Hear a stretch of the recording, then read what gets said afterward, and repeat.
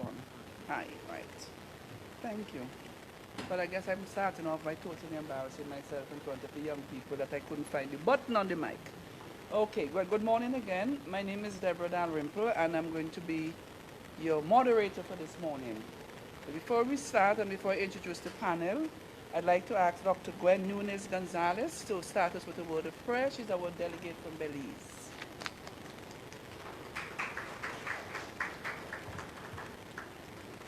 Beat Benafi, Larmoma, good morning, let's stand.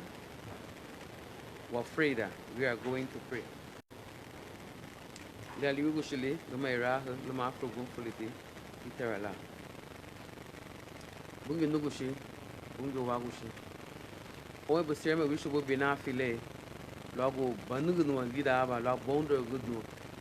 Same way Bungi Nugushi, Logo Ibagari, Logo Lubidu Wafai Hayahon.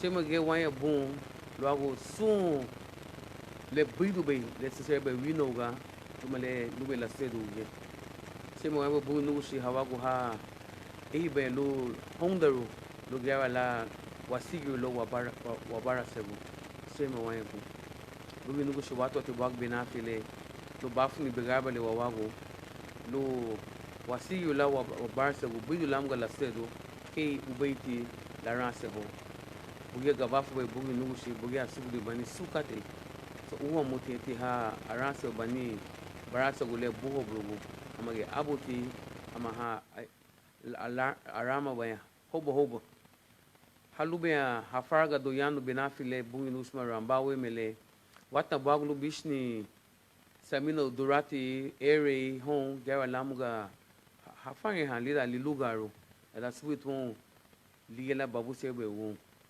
se moya bula baduno kais garino se moya bula bonder goodno ya lamga we kabala hama wibegu ha yabaya hama hadisa be bugino kushi.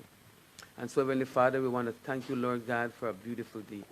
We want to thank you for all those who you have given the health and the strength to organize and to mobilize this activity. And Lord God, I want to thank you for all the participants, near and far. Thank you for the strength, the wisdom, and the health that you've given. And Lord God, we want to thank you. Thank you so much for the coordinators. Without them, we wouldn't be here. And Father God, we had a wonderful session yesterday. We thank you for that. And today, I want to lift up all those who will be presenting, Lord God, this morning and this afternoon, that you will clear their minds and thoughts, and that whatever is planned, Lord God, that it will come to fruition as desired.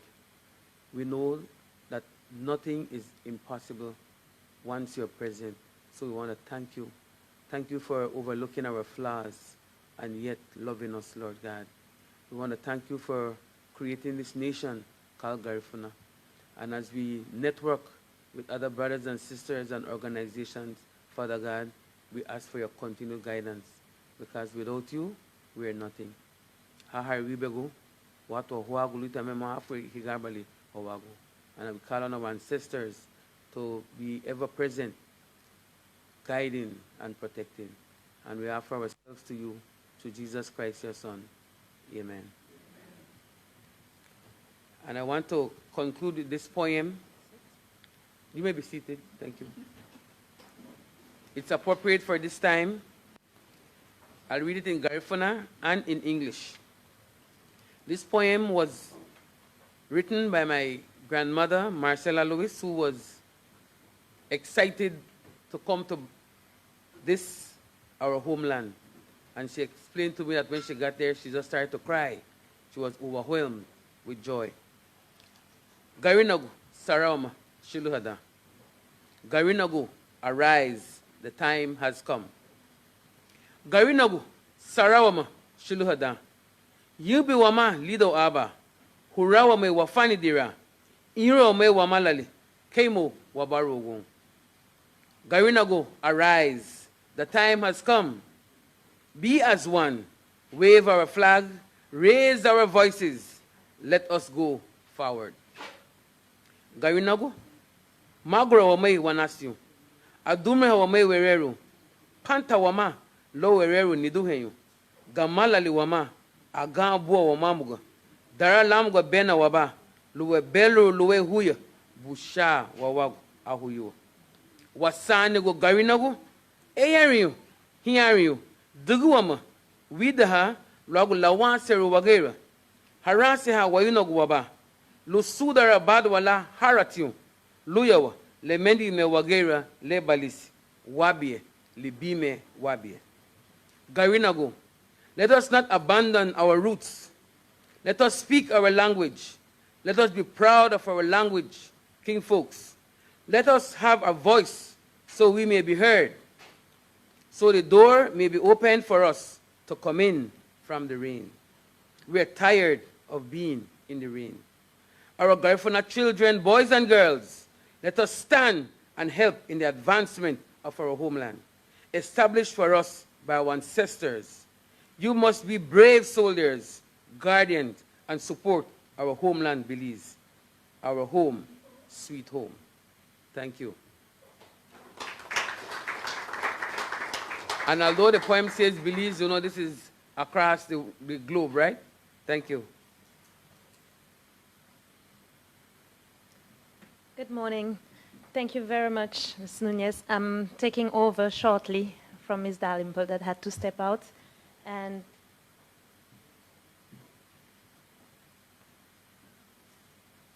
so it's going to be my pleasure this morning to introduce the first presenter of this session. The session this morning is on heritage tourism, language, and indigenous culture.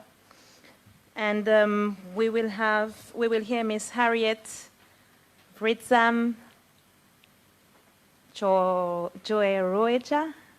Yoroya. Oh, that sounds, it's like, I have a very difficult name to read as well, but it sounds also much easier than it looks. So, Miss Harriet, if you allow me, is, she's a bookkeeping, she's an organization management at the NGO level, and her current researches, if I may say. Well, first she made a comparative study of indigenous peoples' governance mechanism as part of the codification of traditional law of her village, and she is a member of the traditional local government of her village. She has experience in NGOs towards women's rights and indigenous people's rights at a national as well as at an international level. So please welcome Ms. Harriet for her presentation.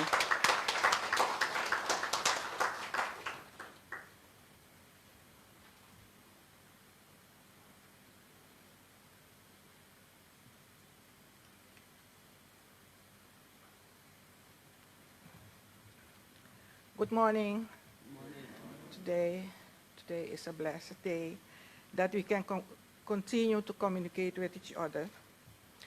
So when I received the invitation for a presentation, I had only a few days to collect information. And we had problem with internet in Suriname, so all the pictures stayed back. So I will present without picture. And but anyway, where is our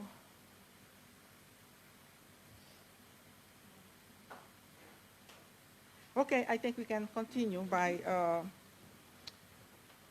yes. Well, I think the organization to having me here so we can continue in thinking about ourselves, about awareness and communication with each other. The presentation is not really compact, but the topic is well. What is tourism and what is heritage tourism? I've tried to find out the meaning of these two themes so that I could place myself in presenting this paper.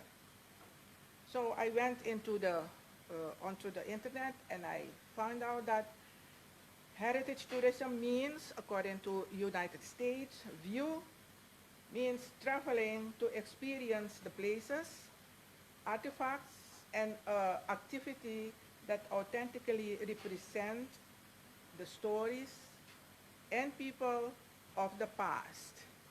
And heritage tourism can include cultural, historical, and natural resources. So we have to deal with two type of tourism, one domestically and the second one is internationally. But there is a small note because people, when we're busy, we misuse all the good things. So the possibility of misusing what we have is there.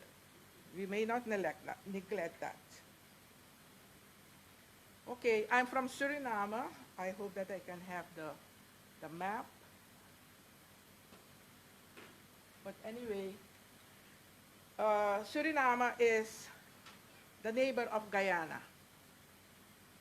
And I see so many students, so I assume that you know Suriname is also part of the Caribbean. So I interpret Suriname as part of the Western Hemisphere, and the Western Hemisphere is the world of indigenous people. Go back to the history. Western Hemisphere 1492 was only the one world for and about indigenous people. So, but contemporary speaking, is Suriname geographically and social-politically part of the Amazon region, but also social, politically, and economically part of the Caribbean region or the Caribbean basin. And we live on a landmass of 164,000 square kilometers. That includes all what we say it's Suriname, including the disputed areas by our neighbors. There are more than 16 languages spoken, 4 major indigenous languages. There are more. And there are 6 Maroon languages. And we have all the other immigrants, like Chinese, Japanese, the Dutch, the English, and one local language, that is Suriname.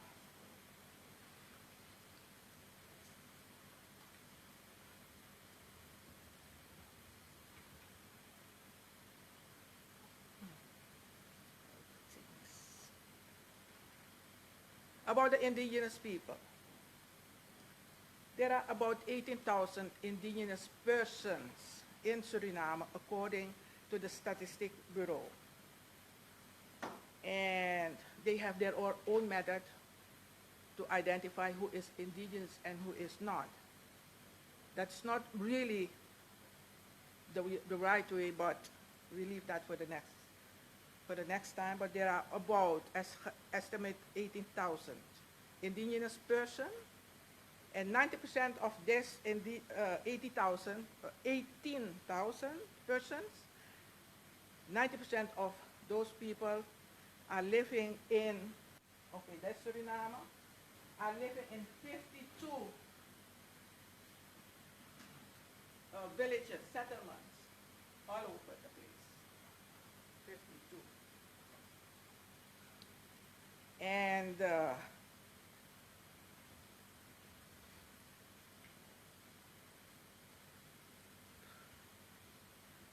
you see, when we use technology, then we have to. Okay. Indigenous people, distinctive way, that is the way, the culture, how they live, has contributed in sustaining the biological diversity in the Amazon region, while the rainforests, savanna, and coastal forests have sustained them since ancient time, and for the most part remain their most important source of subsistence resources.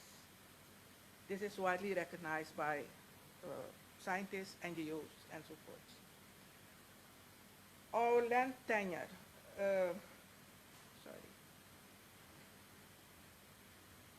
the land where we live on, the land of the more than 52 autonomous community exists and thrives on the land we inherit from our ancestors. One fundamental aspect of for you to inherit land is the culture. And the culture is collective. Three core principles of the culture are collectivity, meaning not the individual person, but the community as whole. The second core principle is to serve. We serve each other. You serve the land, nature, and so forth. And the third is spirituality. Spirituality, or connection with each other, inner self, and with nature, and with the cosmic, however you call that. These are the three principles.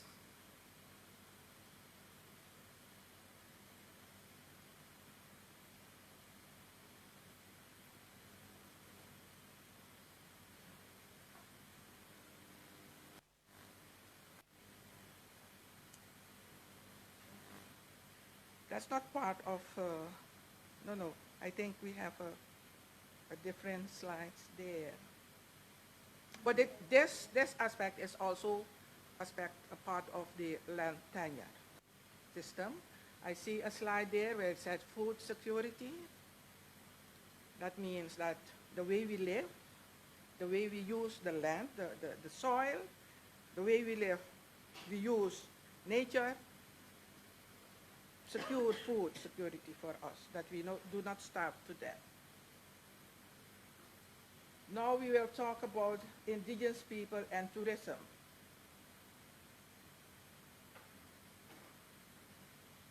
There's another slide. No. Indigenous people and tourism. That's not the one. Okay, indigenous people in Suriname, through the years, have learned to see. We have learned to see, to accept, to use, and to add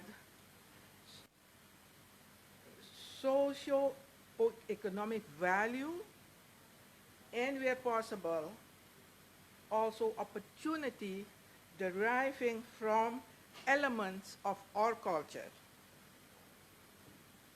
as part of our livelihood. These things we have learned from each other, from the other people. We learn to look at things differently, and we benefited for that. There are a number of families and individuals from different communities who live and work in the city,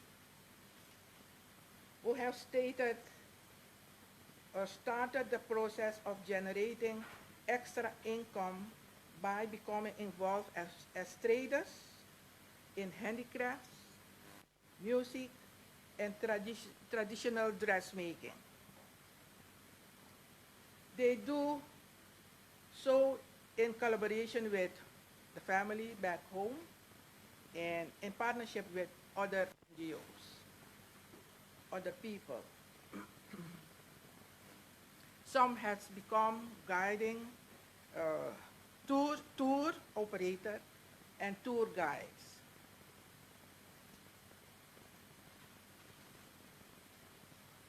They try to fit into contemporary economic lifestyle, and they become part of general people in our society. Situation in some community is that those are blessed with natural beauty. These people have started businesses by using the natural beauty as tourist attractions to generate income, so the money economy for their household or family.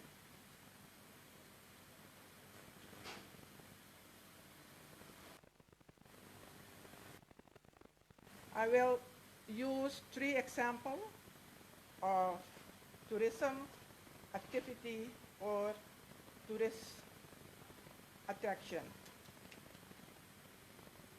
There is one village.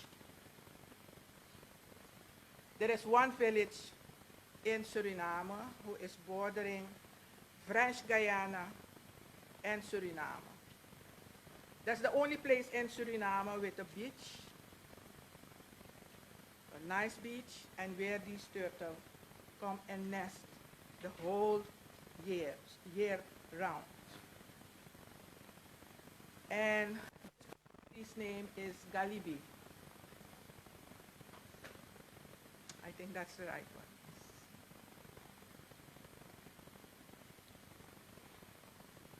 The name Galibi represents 2 villages.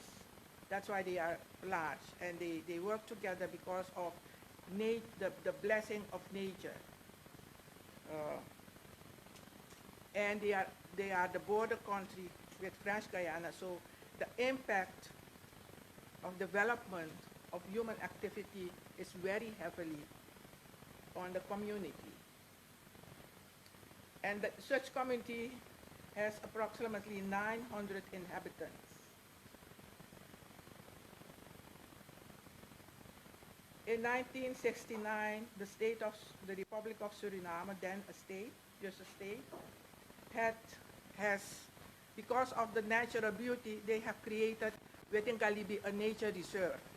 And this nature reserve has been established without consent of the people.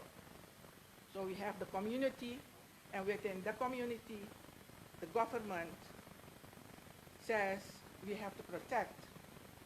And they have the law, they have everything. So there was a clash, but there is a moment where you have to say no, that's not true, or stop, that's impossible. So the whole relationship has developed till now that after 25 years, the citizens, the community, they are independent and doing their own business without interfering of the government, except, of course, national law, some law, convention, international agreements, and so on, and so on. But they have programs which includes cultural heritage, in which tourists can experience the diverse aspect of indigenous heritage, of which we call crafts, arts, music, dance, architecture, as well as culinary or medical and spiritual moments, aspects, or facets. There are also lodges within the community where international tourists as well as domestic tourists can visit and stay for a weekend, for trips to the beach to watch the turtle. All the possibilities are there for Galibi.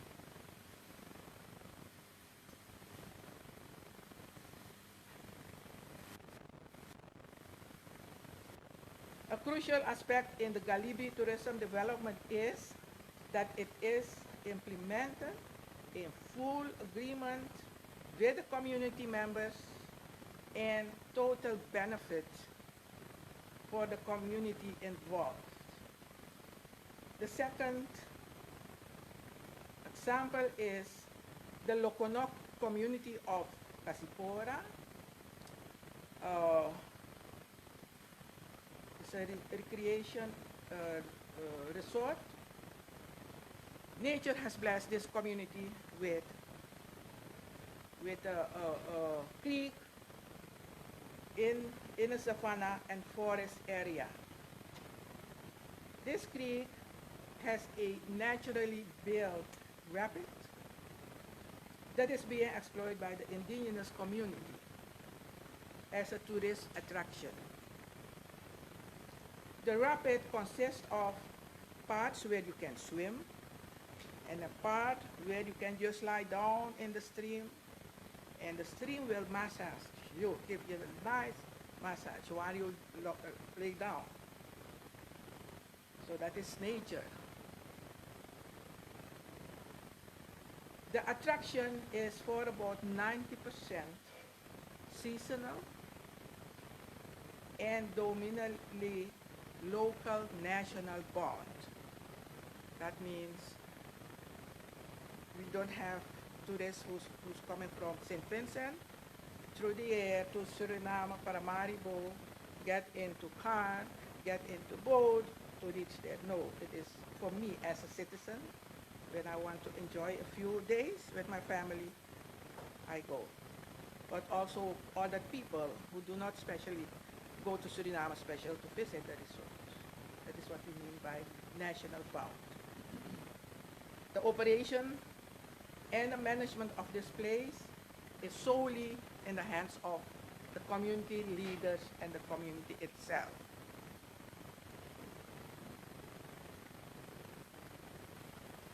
The location is about 2 hours drive from the city. The third example is a remnant of Yoda Savannah. What is Yoda Savannah? In the 16th, 17th century, the Jews were expelled from Europe. And from Europe, Holland, Amsterdam, they went to Brazil. From Brazil, and they were the first one who imported, who took with them enslaved people to come into Suriname. So their first synagogue was built along the Suriname River near my village, but it is abandoned. So we have you can see only that there was a synagogue and there were houses built. And this place is between my village and another village. And it is on the list of the UNESCO, so they request recognition by as a World Heritage. And it is in the process of becoming one. The question is, how about us? How about me?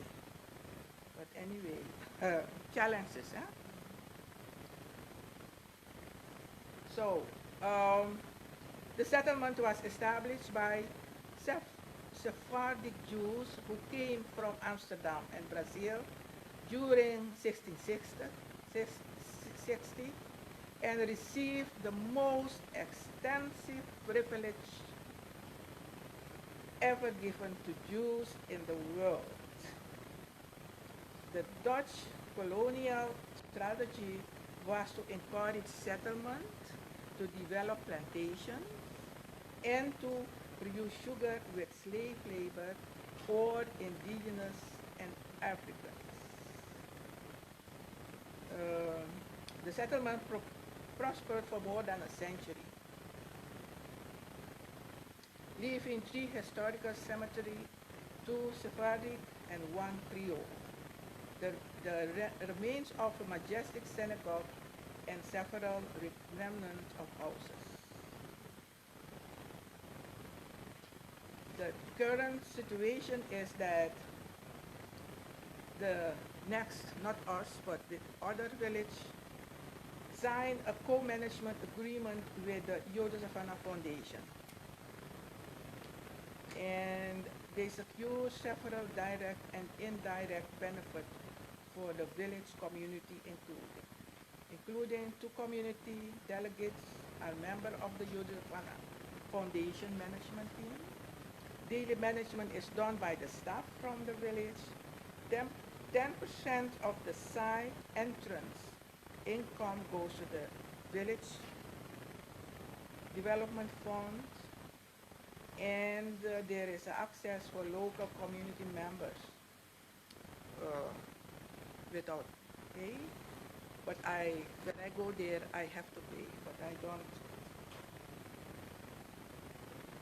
don't mind to. And indigenous cultural heritage and lodging activity by tourists take place in the village.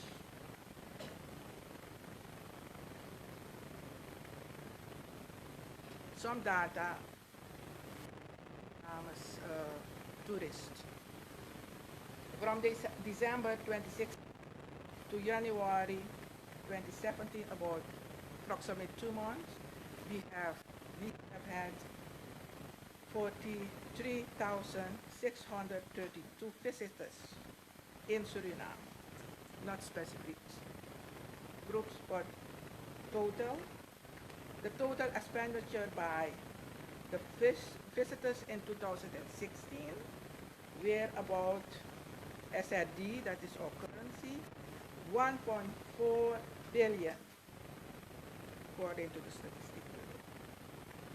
Our national and international regulation, necessary mechanism and structure to measure the impact of tourism at all levels, especially in indigenous community, still not in place. Suriname is not yet a member of the World Tourism Organization, but we have signed the convention, especially that of 2003, where UNESCO emphasized for intangible and tangible cultural inheritance for everyone. And so in conclusion, I like to end with this. We must bear in mind that we are part of nature. In that sense, when we decide to exploit natural wonders, we must never neglect its spiritual value, which cannot be measured by the standard of economic value. If we decide to exercise our rights over that what nature provides, we equally, and this is for every generation, must exercise responsibility to protect and sustain the process of continuity of what nature provides, because it is there also for the benefit of the next generation, and because everything we name natural beauty and wonders has its own historical and spiritual significance. I thank you for.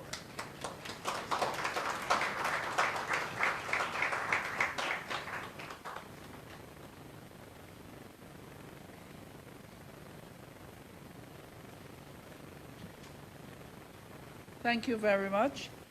I missed a couple of minutes at the beginning, but I think we just take all the presentations and we'll have the discussion after. I'm trying to make sure I pronounce your name properly. Vreedsam? Just yes, Harriet. Oh, I'm happy with that. Harriet. Thank you very much for your presentation. And I think what came through loud and clear was how the collective principles of the community influence what you did in terms of tourism. You ended by saying that we have to be mindful that when you develop tourism projects, anything in terms of economic gain, to always take care to look after the spirituality. And I think that came through in everything you said previously. The sense of collectivity, of service, of spirituality came through loud and clear. And even with the examples that she gave, doing handicraft and so on, traders back with the village, influencing what happens in the city, because I think perhaps in the city that's where you produce in the craft and the work and the market. So it comes out, there's a linkage with the community, that the items that are being sold are traditional and authentic. And you talked about tour guides, and particularly talked about natural beauty. And I want to go to those rapids that you talked about. You just sit there and get a massage. I think that's a wonderful thing. But she gave us 3 examples. Again, respecting nature. And I liked when she said a gift from nature. And so very often we forget that what we enjoy is a gift from nature, a gift from God. So she talked about that, the fact that you were able to take advantage of the beach and the nesting birds, and also about the rapids. I was particularly interested in the story about the Jews. And again, it shows us that we need not just discard everything that might come our way, even though it doesn't come in the way we want it to come. Because they came, people were enslaved, they built their synagogue, the government probably rolled over to make sure that they were comfortable because they saw them as bringing an economic value to the country. But now it's gone and the ruins are there. You can now turn that into something that is positive and share with the indigenous community. So I want to thank you again for your presentation. And I now invite Mr. Prosper Paris from the Kalinago community in Dominica to make his presentation on survival of indigenous heritage, language, and culture in Dominica.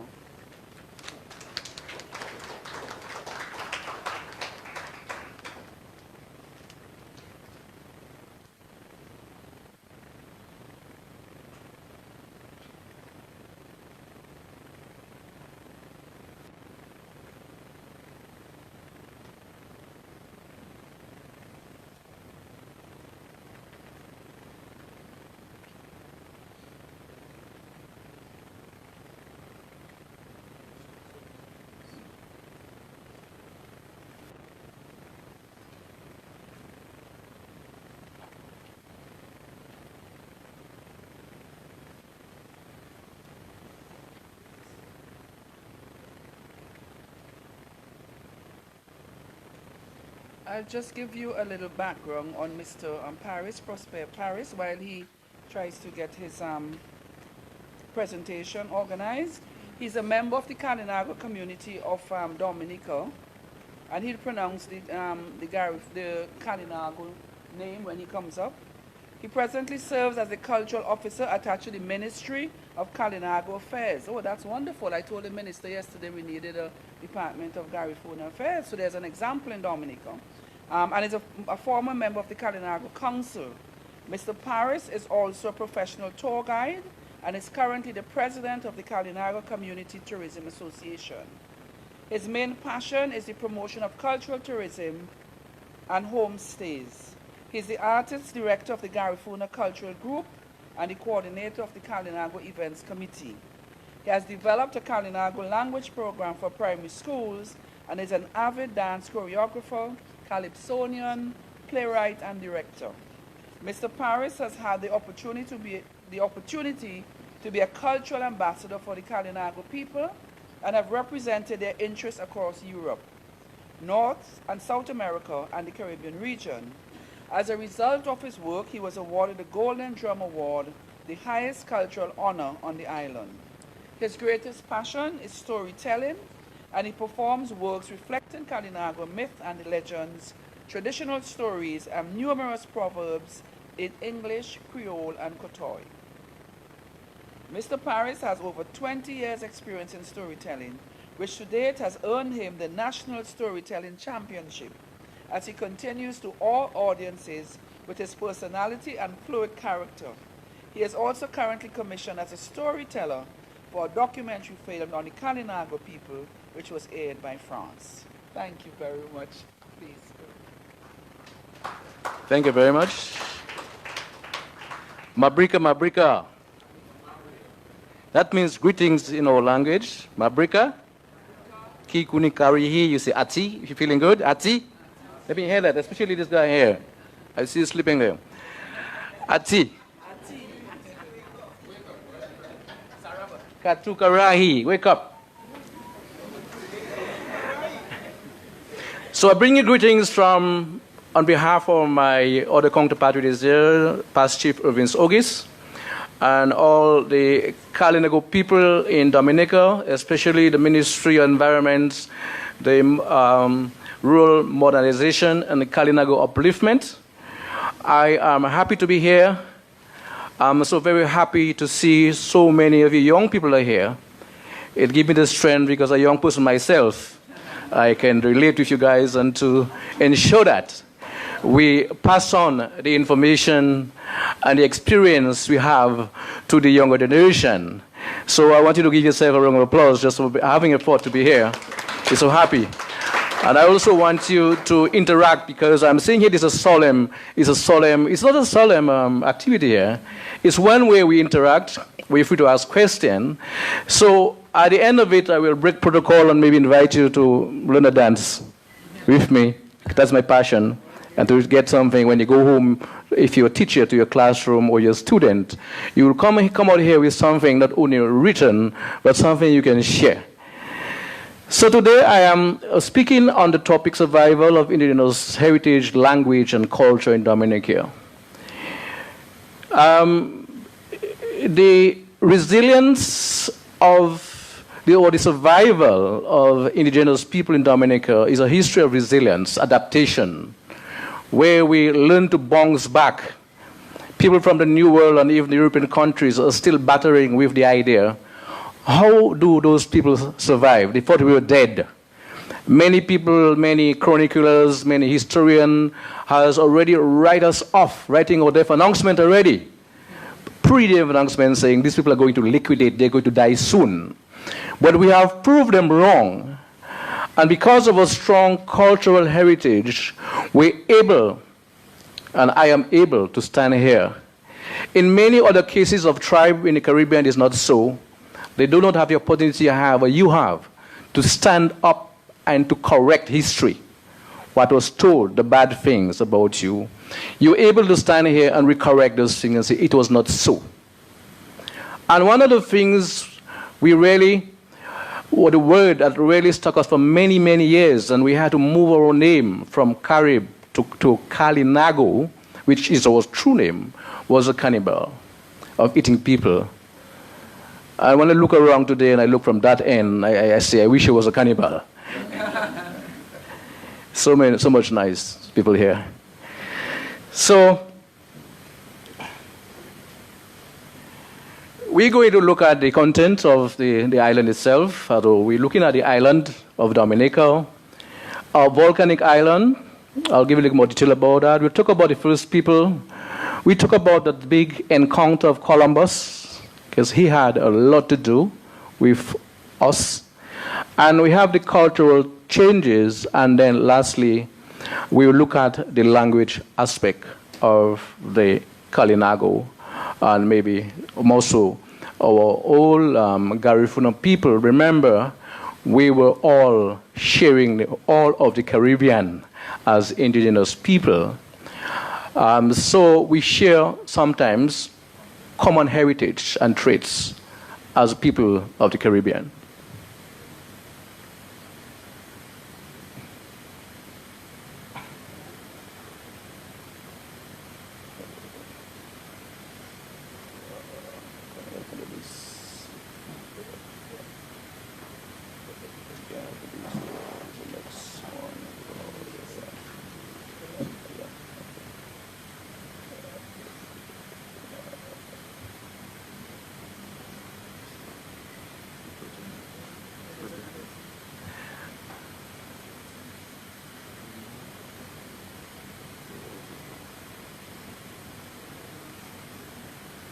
Okay, so one of the things we always do is whenever we go somewhere is to place Dominica in this context. That I know we have a lot of problem into identifying Dominica in the Caribbean. For most people out there, when they hear Dominica, I've been outside myself and they gave me a ticket to Dominican Republic when I realized I was taking a book for something else and they were sending me somewhere else. So we always have a problem. Dominica is called Waitukubuli in our language, which means tall is her body. And that name will still be retained when you call a survival of language, Waitukubuli. Then it was so-called discovered and named Dominica. And since we had two Dominica in the Caribbean, it has to catalog by itself. We had the Dominican Republic, and our mailing address is the Commonwealth of Dominica. It is part of the island of Eastern Caribbean, between the island of Guadeloupe to the north, Martinique to the south. 290 square miles, 29 miles long, 16 miles wide, about 750 square kilometers. Your population is about 170,000 persons, including 3,500 Kalinagos and other Kalinago ancestry who live on the island, and more if we had to count those who have migrated to the other neighboring islands. Dominica is a very mountainous island. It has a very center act of mountains stretching to 4,747 feet high, with a UNESCO National Park within that protect our marine reserve first, but also our mountainous areas, our forests. The villages and the small hamlets are built around the coastline.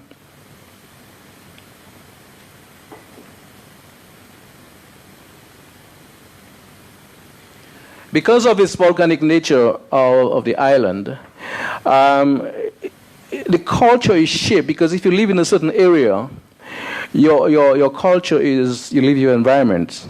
I was driving yesterday and I passed an area where there was a quarry of stones, which you make face walls, stone decoration, and I see everywhere had stones. Not everywhere, most places had those stones as part of the building structure. So that is one example of how your life is determined by the environment, how you harmonize nature and use what you have around you to fashion your culture.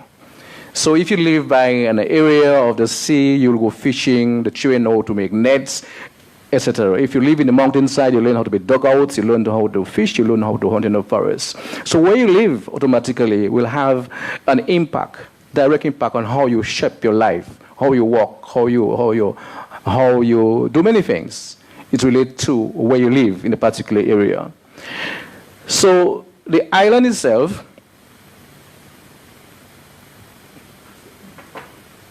gave us all this nice background of, as I mentioned, the photography, the high mountains, and it also determined our history, because when the people were passing, when different other tribes were passing, they would look at Dominica and they will see how tall it is. And the mountain itself was looking like a zemi, which is one of our indigenous gods. And therefore, it will protect them. The rainforests will protect them, but only into hiding, but provide them with food, shelter, and medicine. That is how the island was so rich. It also provided them with fresh water and fresh fish. So Dominica is what they call a nature isle of the Caribbean, has remained. And the reason why it remains so, because the resilience of the Kalinago people who resisted colonization. Even for 200 years after the whole of the Caribbean was colonized, Dominica was still, and the Kalinagos, with the help of the other indigenous Kalinagos from the other island who retreated to the island, we stand against colonization. So that is why Dominica is still beautiful as it is. So we can see that we contribute to its protection and preservation.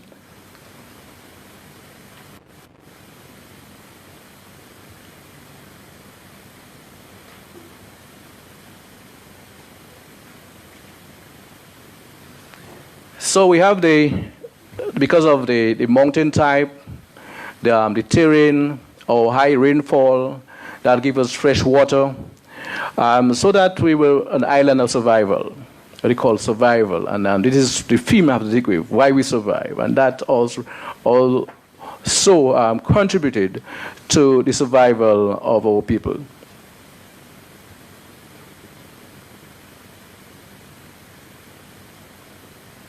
So we are basically for about 365 rivers, and we have our marine life in the rivers where we get crayfish, mullets, crabs, and those type of things. We live and we have cascading waterfalls that attract not only Kalinagos, but this had a very spiritual meaning in our rivers, in our waterfalls.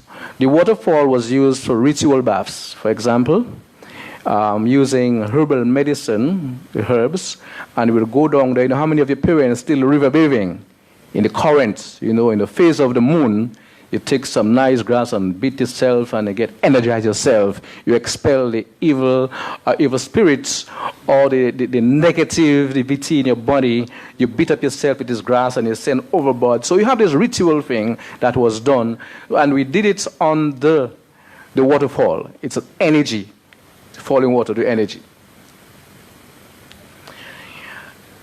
The other part of that is show you Dominica, and it's the rainfall, how the climate, different vegetation zone influence where you are.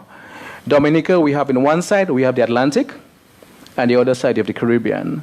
So you start from littoral woodland, so seasonal forest, the rainforest, the mountain forest, and elfin woodland. So it depends when you're living. We also, like the other islands, some of the Caribbean islands, are directly in the path of the northeast trade winds that blow. So where I live is Atlantic. Where he lives is a little bit more. Where he lives, my other counterpart lives a little more on the other side. So you see the difference between us. If you look at us, you see he have all his hair while I'm losing mine.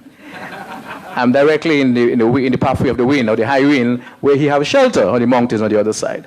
Again, the environment. You see how it affects you. And you just have to look at the wrong you and see what are the effects of the environment can have on your being, far less the natural resources of the island. So we can relate to that.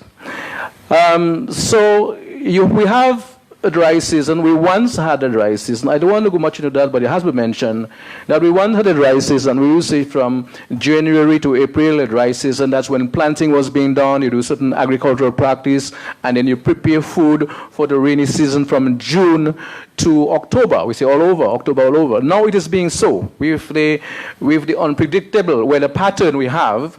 So you have this shock. Somebody talked about yesterday, the plant have shocks because they start growing and then they get a hot sun and they grow again, so it is unpredictable. So right now we have to rewrite our geography and see, it was once so. So we, once upon a time, occupy the whole of the island where we live mostly in the flat areas where the rivers were. We love bathing. That was a tradition of one of the first thing the Kalinago would do is to take a bath. The second thing happened, his wife would give him a nice painting. The wife would not let the husband go without painting. Some of you, if you're married, just married. I know people who just married, they take good care of their husband, they make sure they dress properly and go out. And as time goes back, they get adopted. He go on his own. I don't know if it's the case, but I'm just, maybe it happens so still. But the wife will ensure that they give the husband a nice painting. You know, they always believe that I will not see you again, right? So I'm giving every day is the last thing. Give a nice painting and let your husband go out to impress. Yes. So that was our culture. That is our thing we still have going on. My wife takes good care of me. And this morning, of course, she has like a chicken. I hear the coronavirus isn't St. Vincent. Watch out. So that's why I'm a little bit nervous this morning. I was a little nervous after I get that call because she's very nervous for me. So we can get over that. So anyway, so the vegetation also and the elevation of the island, it influenced vegetation, it influenced life, where we have marine life, we have 18 species of mammals, including our indigenous national bird, which is Cicero, or the Amazona, Arisaka, and the Imperialis, which we have on the island. So this is just an indication to show you for the student, you know, I show you have that geography lesson where you determine the vegetation that grows on your island. But it is part of us, it is part of indigenous culture that we live in the environment, we live in harmony in the environment, so we know where best to plant, where best to build houses, where best to live. So we have to know the topography and the climate, how it's related to our nature and so forth. Yeah, I'm still. Yeah. Okay.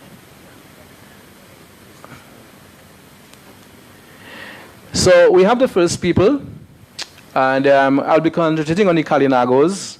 But as you know, there were other people who passed through the Caribbean. And yes, so this map gives us an idea many, many years ago where ancestors lived for Asia. We are Mongolian descendants, Kalinagos, Mongolian descendants. And I can use myself as an example of a Mongolian. We have high cheekbone. Our air loop there is very, very thick. It can be sucked on. This has a lot of flesh here. When the baby is born, they have a blue mark around the waistband here. They're very hairy. And then in a few months' time, it will disappear. But that is our trademark. It's our brand of Kalinago. I remember Sparrow singing a song, "Ras must be black," that's the baby name, to identify a black African child. So we know when it is a Kalinago. And we had a midwife in my village that look about 276 something babies. And she will, we have secrets one of the times, so sometimes you have young ladies getting into incident where they're not sure who is the father, or they want to tell the parents who is the father, and the midwife will say, okay, the baby is halfway out. If you don't tell me, it's staying here.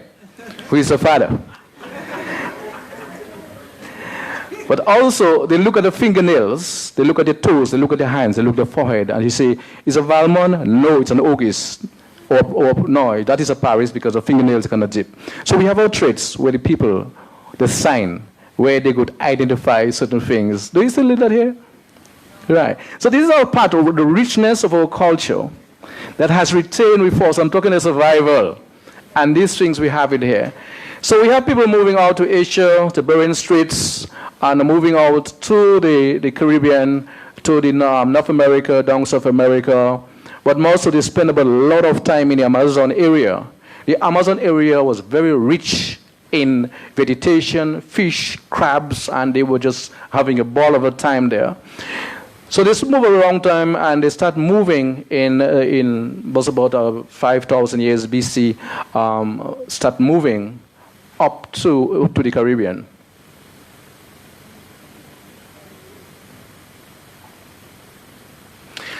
So this is a part of the Caribbean here, and Orinoco down to Venezuela.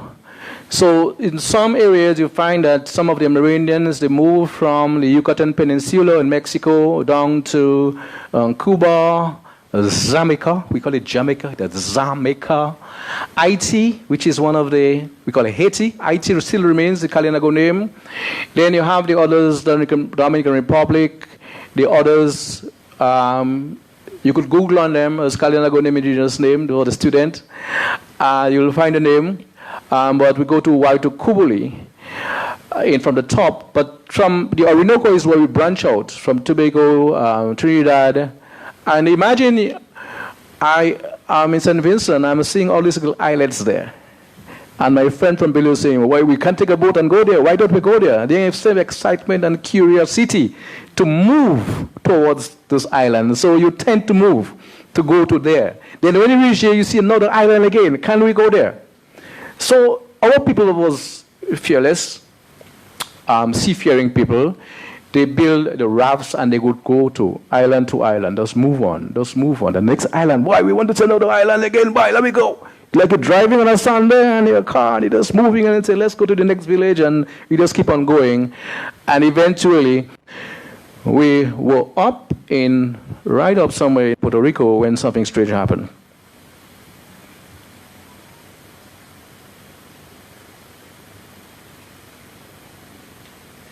Yeah, so this is a different route we take, and let's show you a date from 4,000, which are different who habited or the Caribbean islands.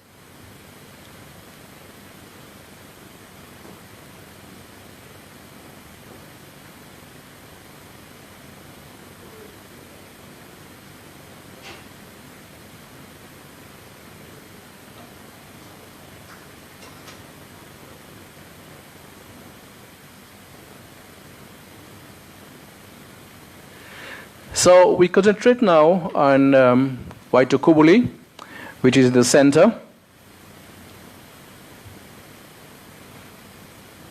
Waitukubuli, tall is her body. And the island of Dominica was not an island so much of choice to the Kalinago people. They prefer flatland. They would go to Guadeloupe, they go to Marigoland. Guadeloupe provided very flatland crabs. They will have enough material there. They move around, do farming, hunting. Guadeloupe had a lot of volcanic rocks, which they did petroglyphs. In a place in Guadeloupe, a lot of petroglyphs, so you can see we don't have much in Dominica. And they would move all the way to Barbados, and St. Lucia, that's the area they would get their material for making ceramic, clay, for making the clay bowls. That is where they would go and find the clay in St. Lucia. So you can see what the Caribbean, and I want to get the thing survival of what we did and what they copied and they're not giving us credit for it. While the Caribbean struggled for the last 15 years, trying to establish free movement of the Caribbean, a single market and economy, the Kalinagos had that before. We had done establish the free movement of people, of exchange of goods and bartering, and now you have a governance in this present stage. They stay about 20 years writing white and blue paper to really come up with a solution how we can, as one Caribbean people, live. We were the ones, which is the survival of a system that is now being taken place, but I don't think they ever said the Kalinagos did before. We did it. We were the first example of that.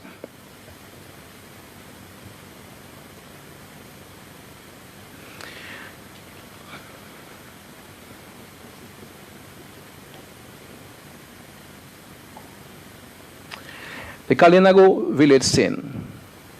The Kalinagos of Dominica were very, very handsome. I mean, you can see they're still handsome. And the ladies were even handsome. There was no use for clothes. The prettiness, and you see that one of the ladies in the picture is not looking at you. She's turning her back for me. Because she knows a Kalinago, we didn't look at your face as a pretty person. We look at your calves by behind. That means if you had good calves, you could be a hard worker. You could cook the cassava, you could do the gardening, you could raise the children. And that is why, at the early stage, the Kalinagos would wear anklets to. You see young girls now, with a baby, they put earrings, but that wasn't place. Anklets was the first thing you put. That you have bulging your calves. Anybody have good calves there? Your calves, that could make you very strong. We live in harmony with the environment. We also live with our tradition using what is around us. The building is made from thatch. There is nothing imported. Everything is right on island. The thatch, the food we grow, the dressing we make, and there was nothing much about the way you dress. And nowadays, you see people in Carnival, they dress like that. Even worse than that. So while they were saying, okay, these people, who look at the nakedness of these people, and but there was something you do. So around them, the gardening, the medical garden, fishing, hunting. They know how to look at the stars. They know how to determine what weather was coming. We had no med services, but they know when a group of frigates was passing from one end in the order. They know when there was the bad weather. They know when all the ants was getting and carrying the food from one area to the next. They know that a lot of rain going to fall. They know when the insects remain quiet. They know there's a solemn hurricane coming. They knew how to read those signs. And today, some of our parents still read those signs. We have to skip a little bit away from the music and from the cell phones and just go to nature and listen and observe. While the birds are crying, why they are so quiet. You know, when there's an earthquake, everything remains solemn. You say, what's happening? You've done everything, but in a little while, the earth is trembling. Nature, the chicken, remain just looking up. You realize what's happening. You can determine what's the future just looking at those environment, behavior, life around you. So we have a well-organized structure here, and this is the buildings was Muina. Muina is a small like A-frame, then the Cabe or Tabui, which is called in Brazil, is a large building. To give you all the detail about that will not, it'll allow me the whole day, but I'm asking my moderator to stop me, to cut me off, because I'm very passionate about sharing.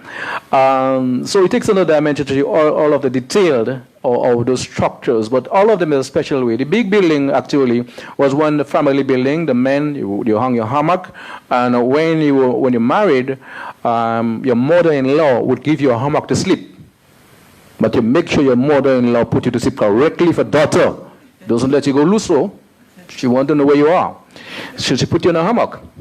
The father doesn't very happy about it, but that is mommy. And the ladies were sure while the men were on a hammock, they would light a fire, a low fire in the center of the cabin so that it will take care of the mosquitoes, a repellent to the mosquitoes. So they want the man to sleep quiet and keep it very slowly, keep the fire blazing. Actually, that is a Kalinago word for that we call akinagona, keep the fire blazing. So they would do all those things. So you can see how we live in harmony with nature, and where there's established our medical plants, the way of cultivating. We use the moon as phase for planting, not on the almanac, the McDonald almanac, but we use the moon, and up to now, I don't know if you do it, St. Mason, we still use the moon for planting and for conceiving babies. I was done in the first quarter of the moon. That's why I'm so handsome.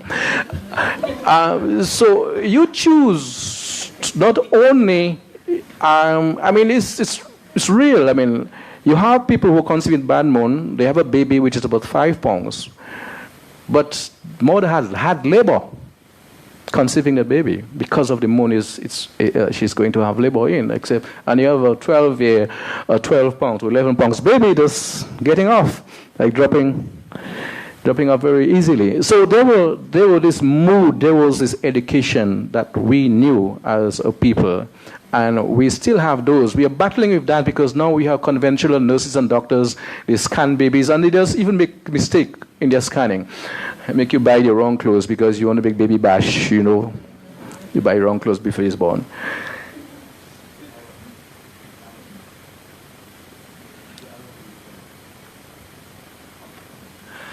So you have the different buildings. That was in Caribbean. This wrong one, we no longer make it in Dominica anymore, but it was what it used before. You'll find it more in Puerto Rico, to the Dominican Republic, called the Bohio, which means home, the wrong building. We in the Caribbean, of the Kalinago people, we do more triangular or rectangular buildings. That is more like the Cabe type. But it is the same method of using hammocks. And this is a scene of what the village is like. Cassava bread, using the yucca, doing the cassava bread, and using the matapi, which is this, what you call a couleuvre in Creole, for squeezing out the poisonous juice from the cassava. And that is why, again, you need strong women, because they had to put a stick under this matapi, and they sit on it. So you have 2 strong ladies sitting on that thing. They just squeeze all the water out. So you couldn't put a slim person on that. It has to be heavy. So I look somebody heavy around here, young ladies, I can put you on a matapi to squeeze down.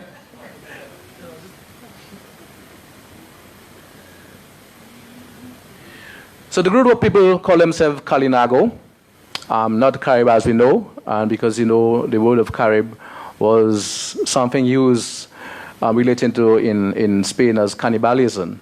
And I spoke about it a little bit about it already.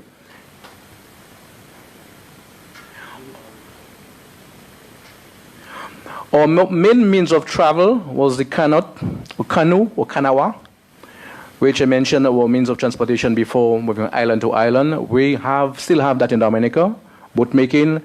The hurricane, my counterpart spoke about yesterday, what the event, the impact of Hurricane Maria had on us. We have lost many of our trees, and now we are making, I see my brother-in-law has 112 feet. So we're losing this part of it So you see how the environment have impact on our culture also. So we are losing this practice of opening our basket that is growing up, but also the guamier, which we used to make a dugout, will take another 100 years before we get the guamier, which are very ripe and mature to do that.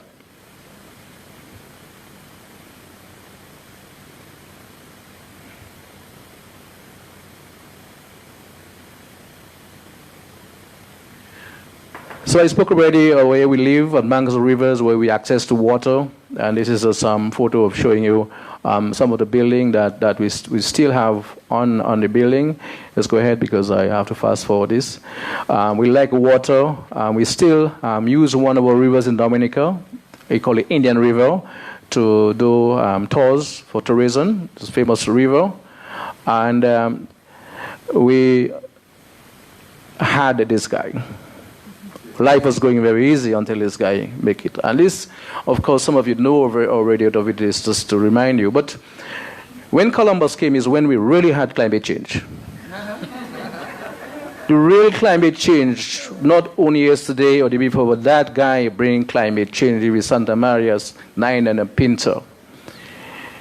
Within 4 decades of the landing of Columbus in Guanahani, El Salvador, in the Bahamas, the whole Caribbean region was renamed, cataloged, and treated accordingly. The ones who sat down and just feed Columbus and treat him nice, and he could rape the woman, and he could slaughter them, they were the good people. The ones who resisted and fight against and keep the land were the savages like us, Kalinagus. So we would tame the savages. Our brother has to ravage the means of conquest, enslavement, and most of all, even today as I speak, diseases from the New World. Measles, smallpox, which we had no adaptation for. And we did not have some lab running in the US or Australia to conquer those maladies. The Kalinago people had to quickly go back to the forest and to investigate and drink and try many medicines to combat European diseases. We had those scientists and those labs before our rainforests.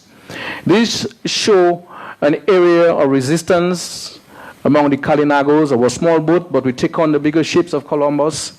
And while we died, but we know we died for a cause, the island. And that again is another picture showing that we are fighting. But the fight didn't only end up as a physical fight. For the numbers is we have been fighting a mental battle with the concept of development, a new era of politics and how they term and see us and measure us. We have to be fighting as a people for survival. So we have moving, we have evolved, we have adapted, but we have survived. From thatch to wooden. And you can see some of us still carry our own features of long hair. But right now we have newer generation. Yesterday I mentioned that the young people that are intermarriage, and they have to keep on going as a sense of identity and pride, that they belong to a group of people who fought hard, who resisted, and are still surviving. So the interest of time, I'll stop here, but to tell you that we as a people understand, and we have to continue the struggle. Thank you very much.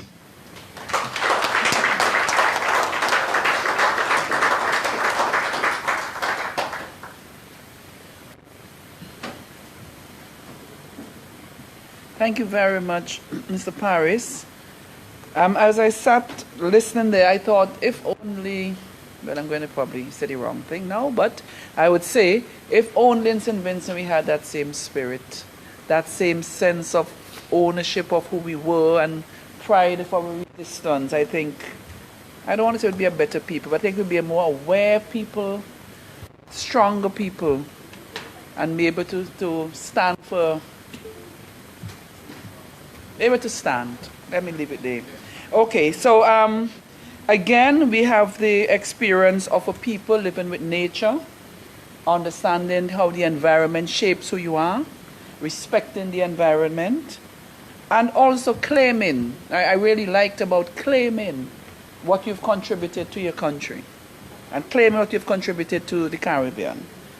I liked you talked about the Caribbean, the CARICOM and the single market and how that existed so long before, and we still now can't seem to get it together and get it right. The use of medicinal plants and the very important role that spirituality played in the lives of the Kalinago people and Garifuna people as well. And even though you're having intermarriages and intermixing, the importance that young people hold on to what was theirs and what has shaped them. And thank you very much for the geography lesson, the history lesson, the social lesson that you gave us. And I'm sure when we have some questions that there'll be more opportunity for you to share. And I'd also like to have the book so we can put it in our library at UE. I don't know if you have the book, but I think you ought to have a book. Thank you very much. And I will now ask... Need to get...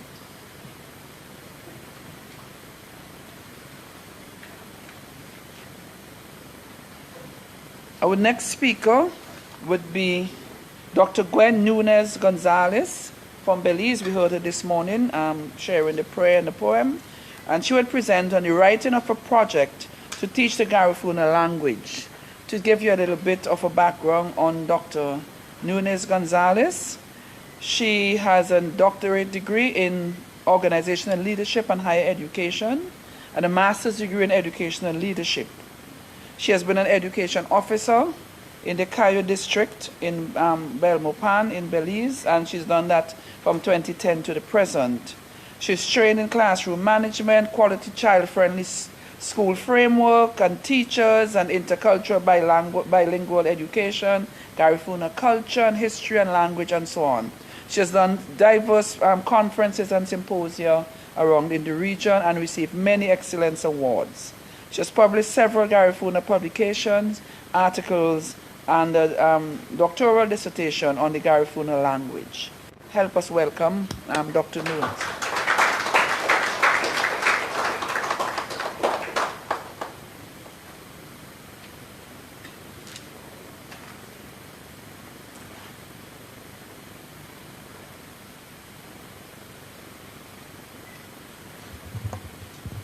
Sereme.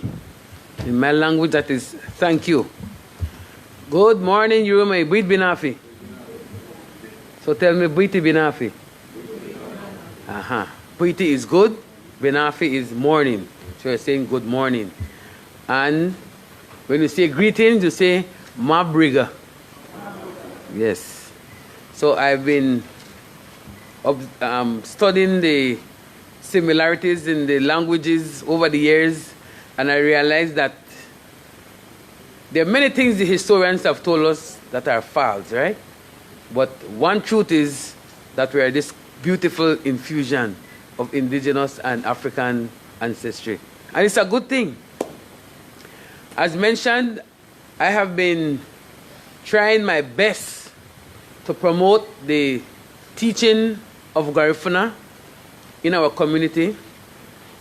In my presentation, you will notice that I'll give you a reason, many reasons why we should learn our language, and the proclamation that UNESCO has done in terms of languages. Last year was the International Year of Indigenous Languages, and so I've been trying to develop fun ways of learning the language. And then I'll talk to you about a project that we're doing in terms of language survival. But to understand why, because there are many people who are saying, you know what? You don't have to learn Garifuna. I can speak a language. I am successful.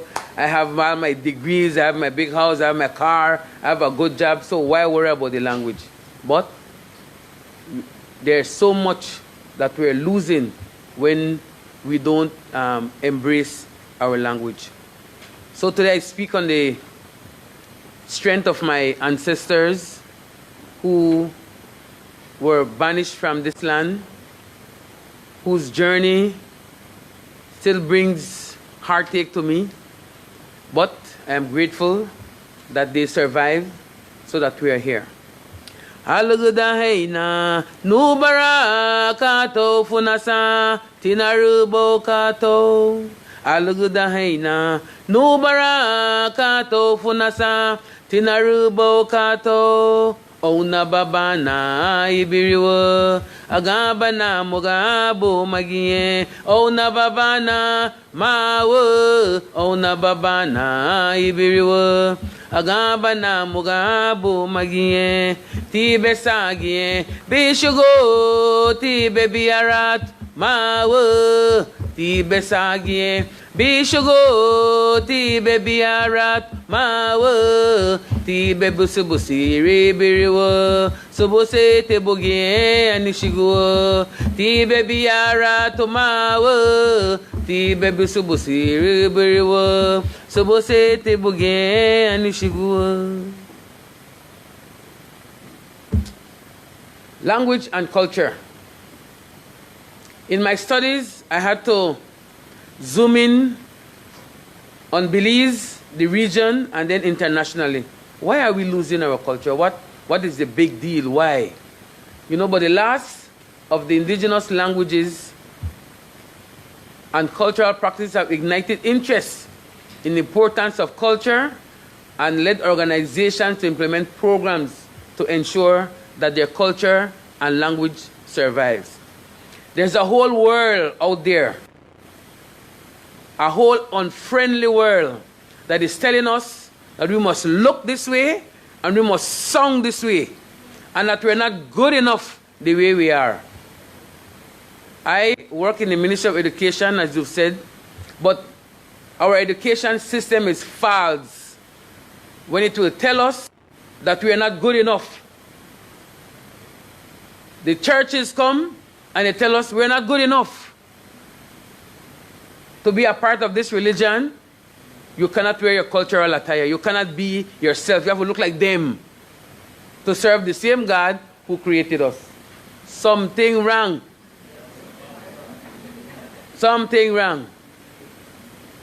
So your generation, you have to make sure, our generation, we have to be the agents of the change, right? So that is why organizations are trying to ensure that their cultures survive. I cannot be an American if I am not an American. Like I keep telling my Catholic folks, some of them want to be more Catholic than the Pope. You understand? So that is some of our problems. So we want to be more British than the British, yet we are condemning the British for what the British do. Something wrong. There's a futurist called Cornish, and he predicted this scary thing, right? That they expect that there will be a reduction in the number of languages spoken because the English conquerors want us to speak the Queen's English, right? And sadly, we see it in the region because the DJs in my country, they want to sound more Jamaican than the Jamaican. I don't know if that happens here in Urumei. And I have a problem with them, and I keep telling them, you have to sound Belizean. You have to sound like yourself. You cannot sound like somebody else, but that is the residue of what the colonizers have done to us. So they're estimating that out of the 6,000 languages spoken, that 3,000 will be gone by the end of the 21st century. So UNESCO reported that globalization has negatively affected the native languages in Colombia. So I had to study about the languages in Colombia. And said that it is true that we communicate with the world, right? So we communicate through language. We define our identity.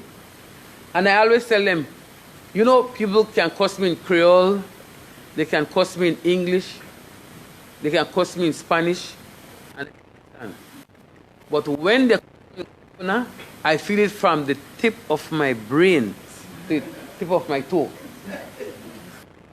There's a word called burugwa, right? That you feel it from here way down. So burugwa lumutna, it hits me deep because that is my language of reference. And language expresses our history, culture, defense of human rights, and participate in all aspects of society, just to name a few reasons, right? Through language, people preserve their community's history, customs, and traditions, memory, unique modes of thinking, meaning, and expression.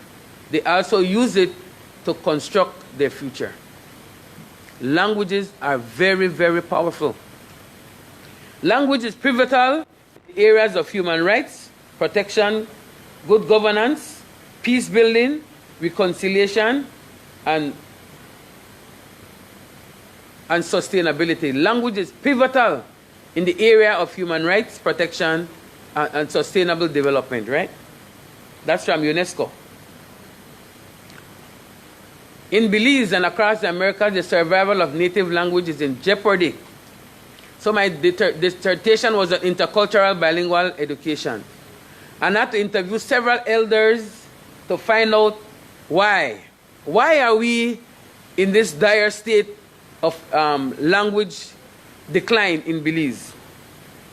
And I found out that in the high school in my town, the first high school in Dangria town, the students were not allowed to speak Garifuna. They were fined. Sometimes they were fined shilling, that's a quarter, 25 cents. So, a lot of money.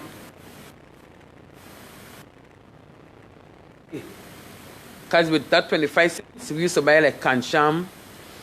You have cancham here in Yume? That's the corn, and then you patch the corn, and then you beat the corn, and then you sieve it in the fine part. Put little sugar in it. Right? So we used to buy cancham out of shilling, you buy a little ideal. You understand? We didn't buy water, just pour the pipe. But now we have to buy the water. Right? So they were fined for speaking Garifuna. And, like I said, it was important to master the Queen's English. That was the voice of success. The same experience was shared by students in Catholic school in our other Garifuna communities, like St. Bite, between 1940s and 60s. And the students were mandated by the nuns to only speak the Queen's English at school. And I was also told that when they have their PTA meetings, that they told the parents to ensure that the students practice the English at home. What I call it a cultural sin. Right? Now, one of our great writer and cultural ambassador, I call him, the Cayetanos, they wrote that one of the factors that contributed to the erosion of the Garifuna language and other aspects of the culture is the failure of the school system to acknowledge the language and culture in the educational curriculum, even in the Garifuna communities. Now, in the Handbook of Policies and Procedures that we use, it states that the communities can ensure that they teach the language, but the curriculum was so rigid that there wasn't even space to add in something else, but you're told you can do it, right? But now there's a shift. The students, the teachers are given outcomes to achieve in the subject areas. So this is now the opportunity to include whatever they want into the curriculum, but it's still difficult. Now, UNESCO classified the state of languages. One, potentially endangered. Let me hear that. Potentially endangered, right? Which means that children and youth no longer learn the language. Then you have endangered. What's the next one? Endangered. The youngest speakers are young adults. Then you have seriously endangered. Which one? Seriously. Endangered. The youngest speakers are moving into middle age and beyond. Plus, many no longer have good knowledge of the language. Then you have moribund. Which one? Moribund. What that means? Who can read that for me? Only a handful, who are mostly old and or it is extinct. In 1995, I was privileged to go to Orinoco, that's in Nicaragua, a Garifuna community. And when I got there, I only found 4 elderly people speaking Garifuna. And when we went to visit their homes, they didn't want me to leave because they enjoyed speaking the language with somebody. But now it's kind of changing because of the retrieval program that is happening. In my country, we do census every 10 years, so this year is another census. And we have, according to 4 groups, right, of indigenous people. You have the Garifuna, 4.6% according to the census, but we believe that we're on 4.6%, but because of shame, there are some people who do not want to identify themselves as Garinago, sadly, because of the pressure from others. But I always tell them, if God wanted all of us to look alike, He would do that. He is God. But God loves variation. So how will you tell me not to be me, to serve the God who created all of us? Something wrong. So we have Quechua, 5.7%. We have the Yucatec Maya, 0.07%. The Mopan Maya, 3.5%. The Garinago make up 2.4% of the total population of Stan Creek District, 4.7% of the Toledo District, and 4.1% of the Belize District. Most of the Garinago people are settled down south. That's the Stan Creek and the Toledo District. However, of that 4%, only 3.4% of the individuals in Garinago speak the Garifuna language. And the data shows that 2.9% of the Garinago cannot speak the language.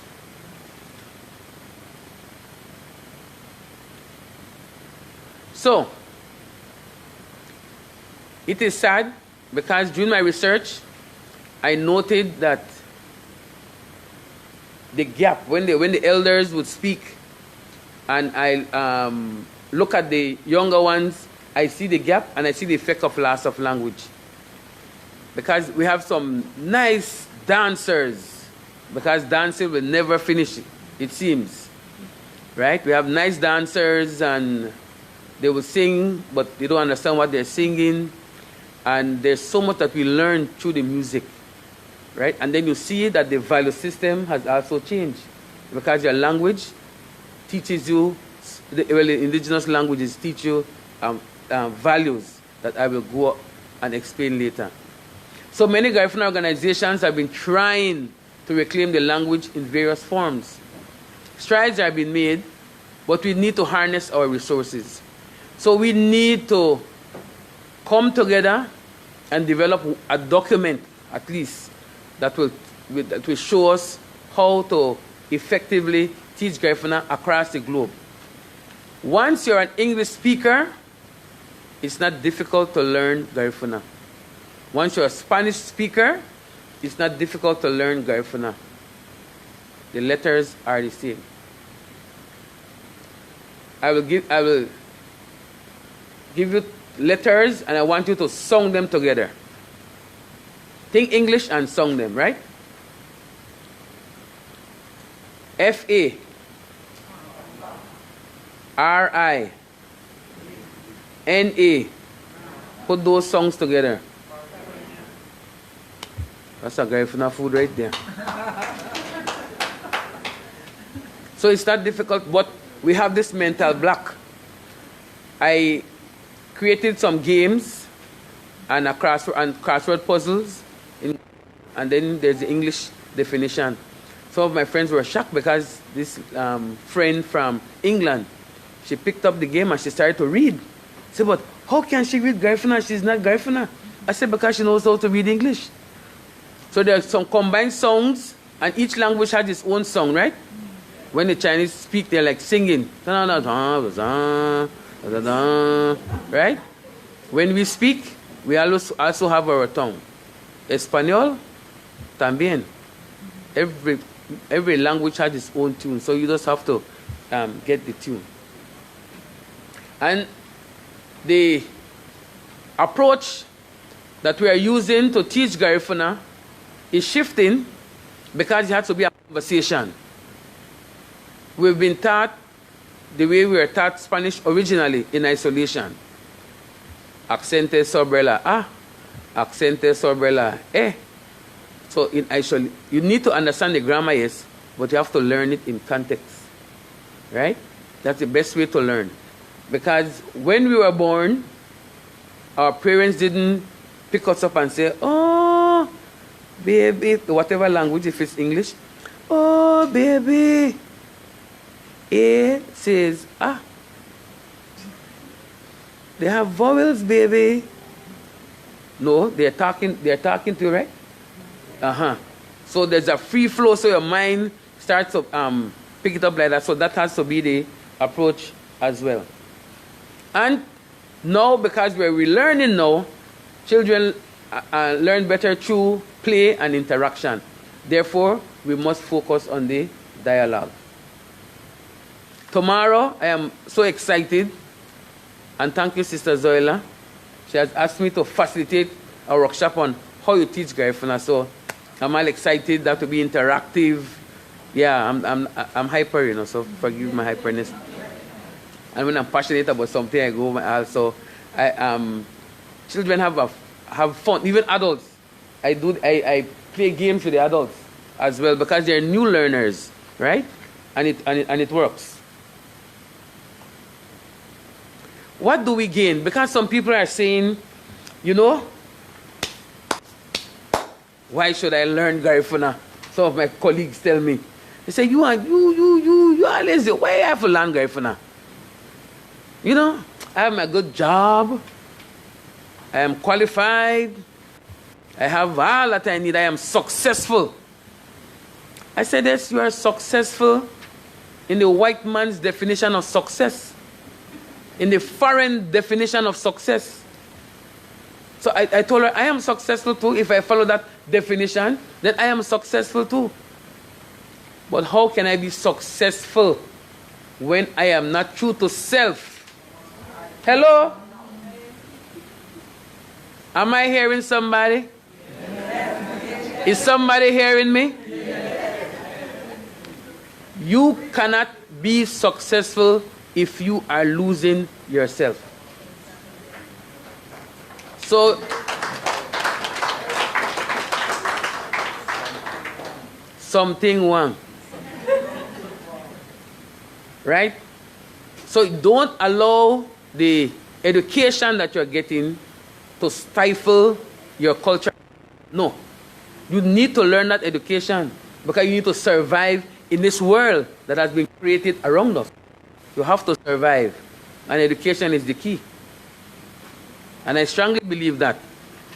But there are all types of education. Some people are book smart. Some people are both. Me, I had to learn to be street smart. So I was book smart and a street smart. You have to survive. And you know, oh. And I always say, you have to be a hustler. So we have to change that negative mentality about hustling. Have you ever seen a broke hustler? Never. They always got something. Yeah, so you have to hustle. My conclusion is that what you hustle and how you hustle it. Hello? That's my conclusion. But you have to hustle. You have to survive. Right? Within that realm.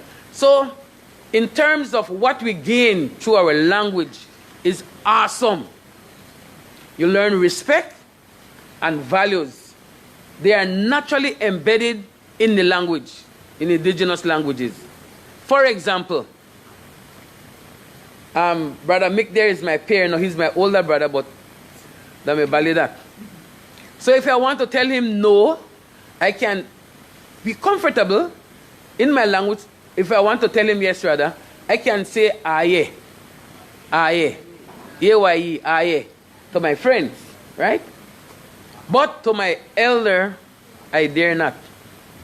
I must say uwa, uwa. Yes, you with the accent, you are a double song, so uwa. Right? So that no to your elder. Then if I mean that, yes. Then for no, I can tell my pair, ino. Baibuga, you're going? No. So, ino. Right? And, no, I reverse it. For yes, to my pair, I say aye. To my elder, I say aha. Sorry, correction. I say aha. So no, to my peer, I say ino.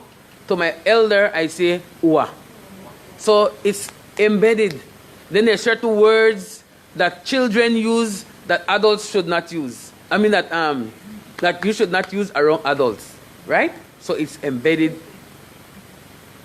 Same in my culture. Uwa, what we have to add.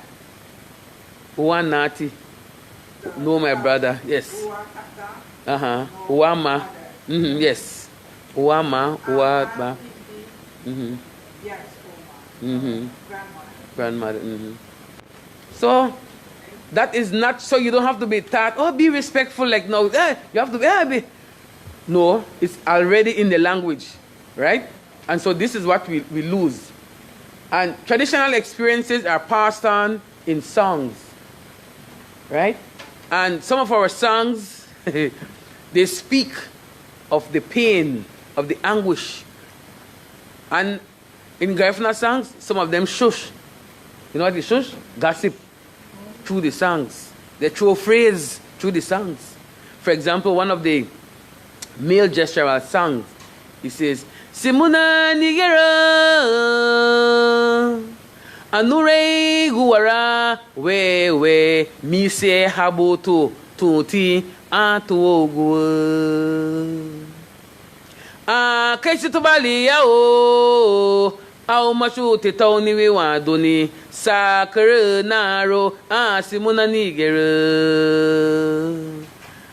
kaisi tubali wewe tora nigere lege yotiya lota chagarono ti to are you. Now that song literally is saying, Simona, my sister. I didn't know that there were still some trees who shed their fruits, that they don't want their fruits on them. Apparently somebody had an abortion and the person decided they're gonna gossip about them through song, but they didn't call any name, right? Can't go to court. So once you not call name, you're not guilty. So that tree, wewe, is stick or tree, symbolizes the woman.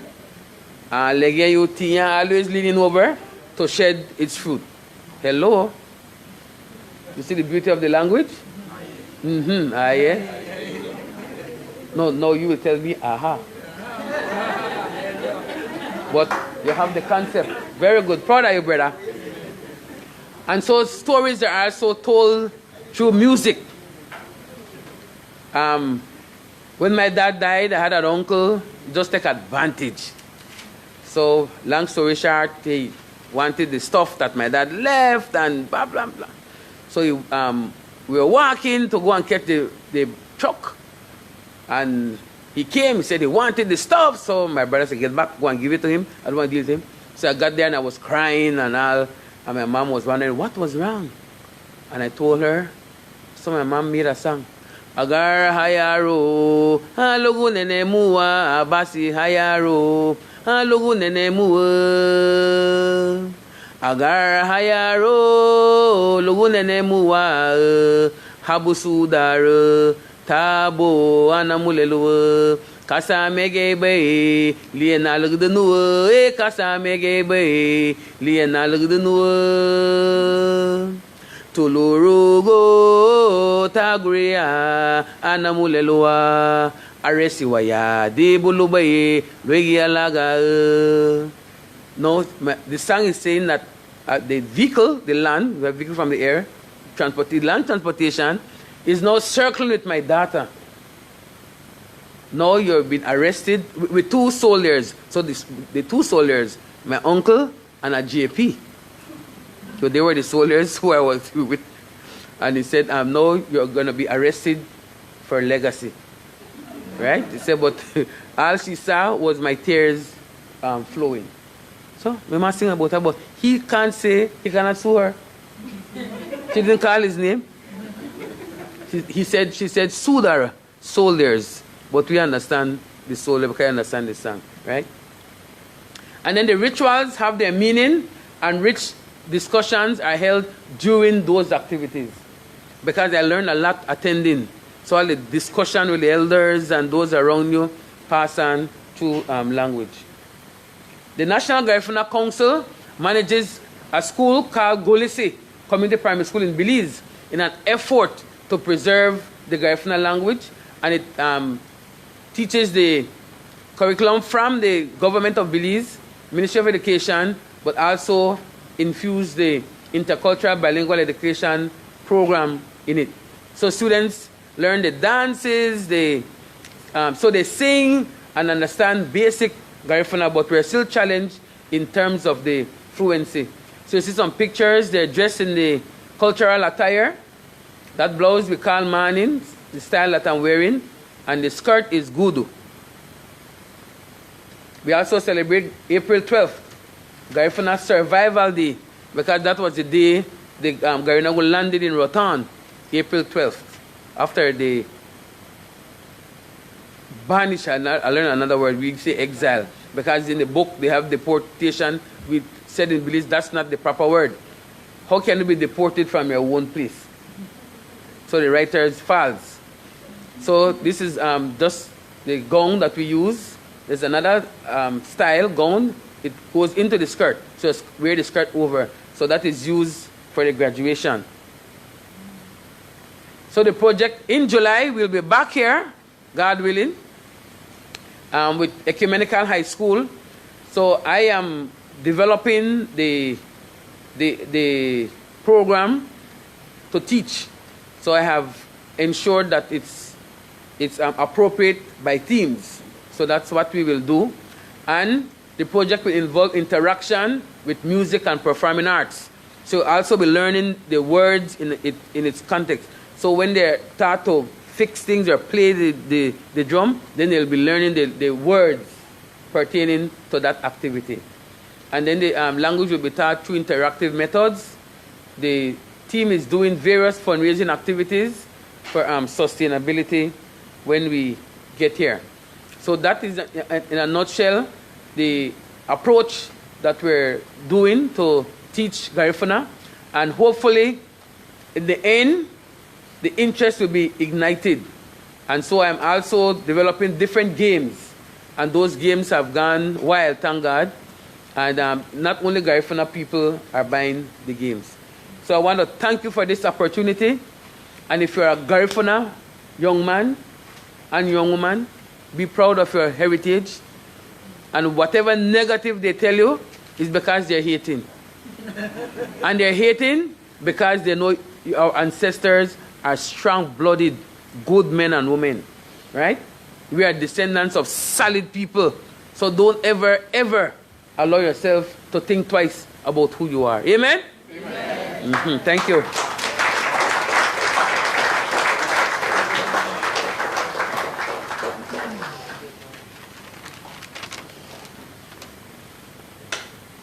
Thank you, Dr. Nunes.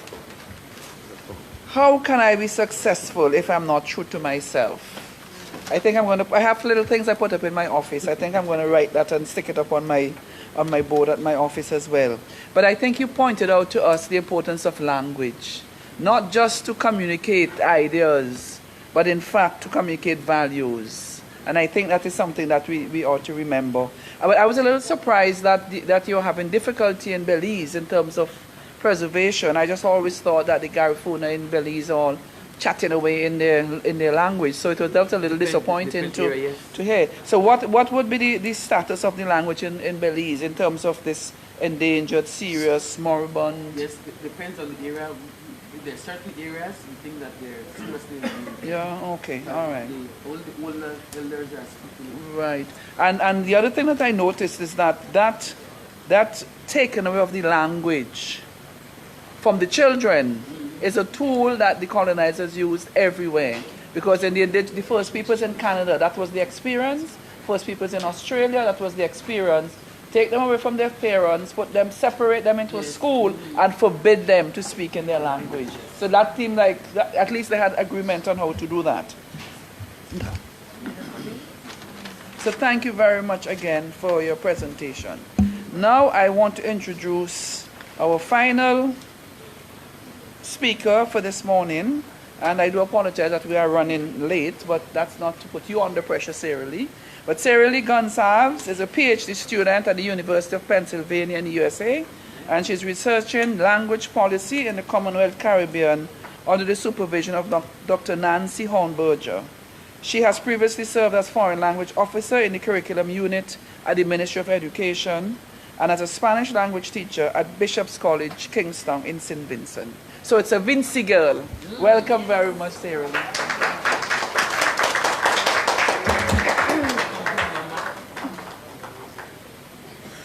Buiti Binafi. That's right. There you go. I want to start this morning by saying how grateful I am for this opportunity to present. As you would have heard in the introduction, my research centers mainly on language policy in the Commonwealth Caribbean, and I have presented at other conferences, but it's very different when you're at home. That's right. Right? So this accords a level of responsibility and duty that I hope I can do justice to today. I was present at the opening ceremony yesterday and also at the afternoon sessions. And one theme that kept coming to mind was shared responsibility. So this is an idea that I would like to develop in my presentation. And I think part of shared responsibility is also holding each other accountable. So I want you to hold me accountable. I'm very interested in hearing your feedback, your questions, and I'm happy to provide my slides if anybody's interested. So this presentation hopes to contribute to the ongoing efforts to promote Garifuna language and heritage in St. Vincent. And I hope to do this by calling for increased participation and cooperation among education partners and civil society organizations. The significance of Garifuna culture and language for the post-colonial national identity development of Vincentians cannot be overstated, and it is imperative, I believe, that the introduction of Garifuna should be made a national priority. So my presentation has 5 parts. So first, I will begin by questioning this notion of English-speaking and Anglophone Caribbean. Is that who we really are? Then I will briefly touch on some language policy and planning theory, that's my area of specialization, with an emphasis on framing Garifuna language as a right and a resource and highlighting its potential for our Vincentian education system. Then I would look at some spaces that I have identified as being open in our local education policy that we can and should take advantage of if we want to keep promoting Garifuna language in St. Vincent. And finally, I will briefly outline 2 cases of successful language revitalization in Bolivia and Ecuador, and I will close with some proposed next steps for how I think we can start doing this work. So multilingualism as the norm. Multilingualism was a core feature of the people who inhabited these islands before they were incorporated into European empires. If we look at the map, which I'm not sure you can see too clearly, it tries to tell us whose land we are on. So if we look at the Eastern Caribbean, we are not on British land, French land, Dutch land, Spanish land. We're on Kalinago land, right? We're on Garifuna land. Dr. Paula Prescott tells us that the people that inhabited these islands spoke a variety of languages. So the men spoke Kalinago languages and their wives spoke Arawak languages. It's even said that it was completely normal for children to mix languages in a single sentence.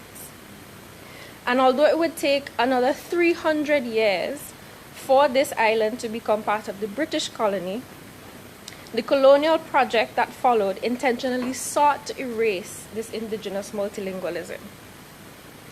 The mass genocide and banishment of the Garifuna from their homeland, the physical and cultural dislocation that has continued to have implications for descendants living here today, remains one of the most atrocious acts of British colonialism. This is second only to the successful propagation of this myth that we are an English-speaking people whose Anglophoneness is marked in the term Anglophone Caribbean or Commonwealth Caribbean. And this is further legacied in the erroneous monolingual approach to language and education that is still prevalent in our education system today. But as our keynote speaker, Dr. Scott, yesterday pointed out, we don't have to look very far for evidence of our multilingualism. If we just look at the names of places in St. Vincent, we can see this. We have Beckway, Owea, Edinburgh, Bellevue, and perhaps the most egregious, Pettibodel. And these names reflect our indigenous and colonial history. So we are not on British land, we have established that. We're on Garifuna, Kalinago land. And if we want to reclaim our heritage, we have to disavow ourselves of the negative attitudes we inherited about our languages. So the colonialists had very strong attitudes against any language that was not from Europe. And we can see some of that in these comments. It's very tiny, I'm sorry. So it says slaves were compelled to speak English. Of course, broken English at the beginning, but it was a blessing in disguise. For St. Vincent and the rest of the West Indies could not have progressed as rapidly as has been the case if the people spoke a number of different languages. Now I question this idea, because have we really made progress? Can you progress if you lose your culture, your history, and your language? So what exactly can language policy and planning theory bring to these discussions? So we can start by thinking about the orientations towards language, how we look at our languages, what opinions do we have of them. So theorists suggest that we can look at languages in 4 different ways. You can have language as a problem, language as a right, language as a resource, or language as an instrument. So as part of our history, the colonialists have always told us that whatever languages we spoke were a problem. So if you spoke dialect, if you spoke Creole, it was a problem. You had to have that corrected in the education system. We weren't allowed to speak indigenous languages. Again, it was framed as a problem. Whereas English and other colonial languages were framed as the instrument, the key to social and economic mobility. But I feel like some of these orientations still hold true today, but that might be changing. So from orientations, we move to language planning activities. So what are these? These are the decisions or the selections that we make when we say, okay, these are the languages that we speak in St. Vincent. This is our official language. This is a national language. This language would be our medium of instruction. These are our language planning activities. And it's hoped that out of this would come some sort of language policy. So we'll say, St. Vincent is an English-speaking island in the English-speaking Caribbean. But what I want to highlight is a lot of these decisions have already been made for us. So we weren't consulted about our languages, what we should think about our dialect, our Creole, our indigenous languages. And we certainly didn't have the choice in what the medium of instruction in schools would be. But I feel that if we are aware of this, if we want to take ownership of these activities, we have to start thinking strategically and intentionally about how we would do this. And language policy doesn't always have to be official. For example, when students write the CSEC English language exam, the instructions say your responses must be written in standard English. So that in itself acts as a kind of de facto language policy. It's not necessarily official, but it serves as a given rule that we all follow. So I'm sure that the UN Declaration on the Rights of Indigenous Peoples is well known in this room. So as Dr. Nunez Gonzalez pointed out, the last year, 2019, was the year of indigenous language. And at the end of the year, the UN also declared that starting in 2022, we will have a decade of indigenous language. So I think those of us who are invested in promoting Garifuna language, we have some time to reflect on what has been done and talk about sharing the responsibility for making a plan to go forward on how we're going to promote Garifuna language in the next decade. Likewise, regionally, there's a charter on language policy and language rights in the Creole-speaking Caribbean. It recognizes the regional languages that we have and tries to serve as a guide for language implementation.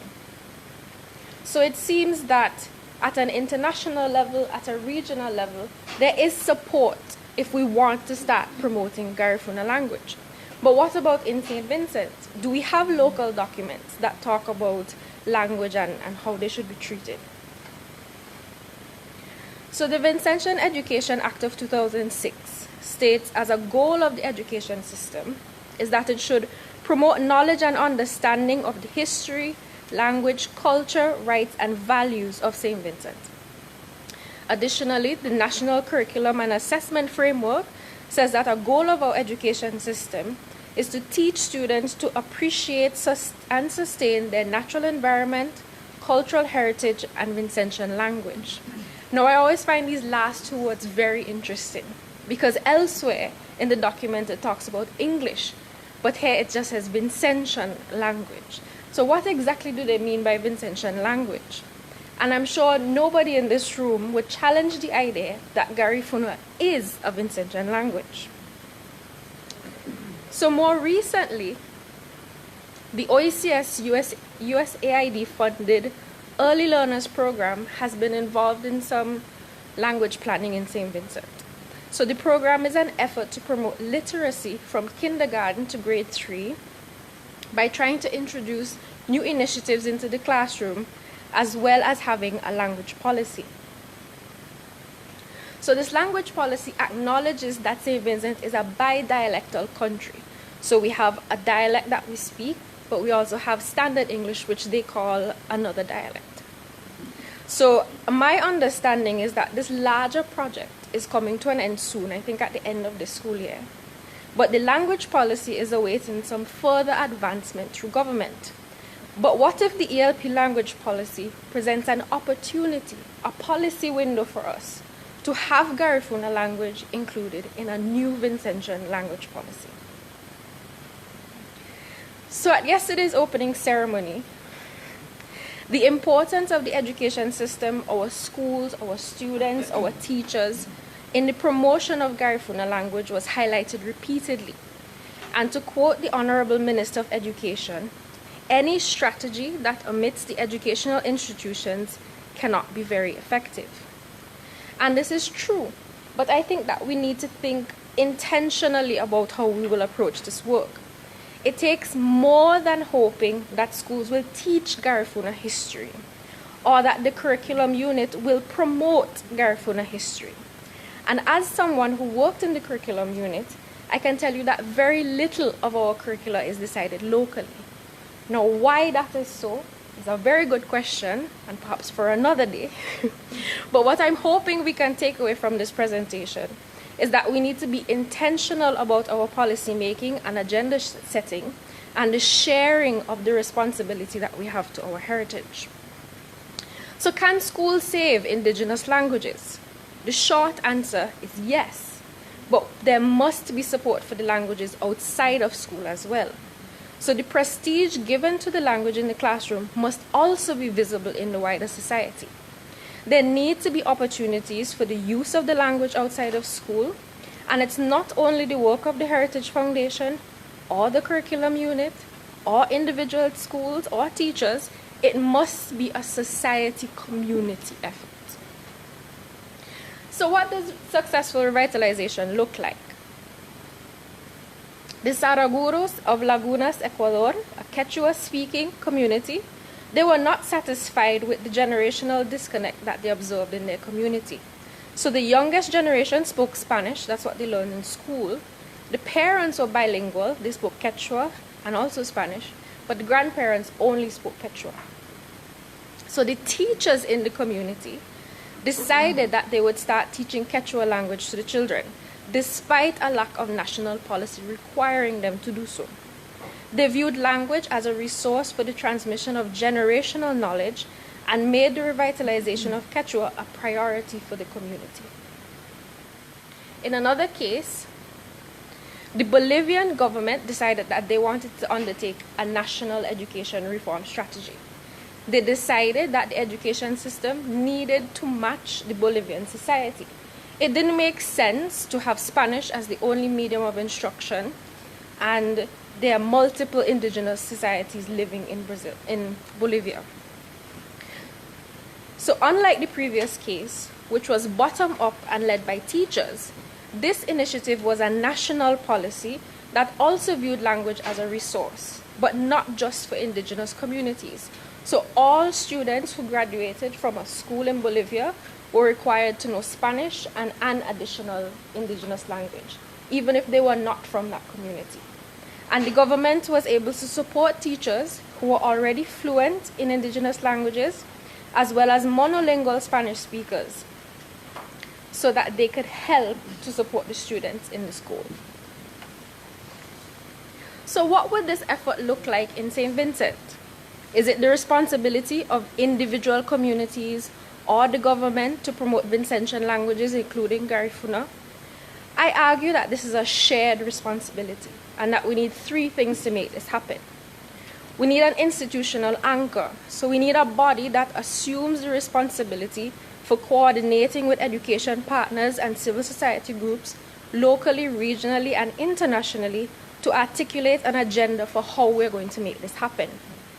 I also think that we need some sort of language policy. We need to recognize our languages and accord them their rightful status and function in Vincentian society. So anyone who lands at Argyle should be able to see welcome in Garifuna. Finally, I think we need political will. And by this I mean the determination and commitment to make this happen. We need those involved to understand that this is a shared responsibility. It's not the work of one ministry, one unit, or an individual organization to make this happen. The blood that was shed on this land to protect its heritage and the languages demands that we have conversations about this.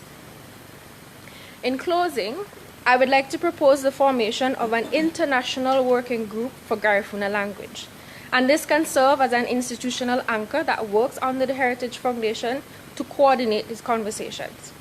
I am more than willing to volunteer my time and energy and any expertise to be a part of this, and I hope that you will do the same. Thank you.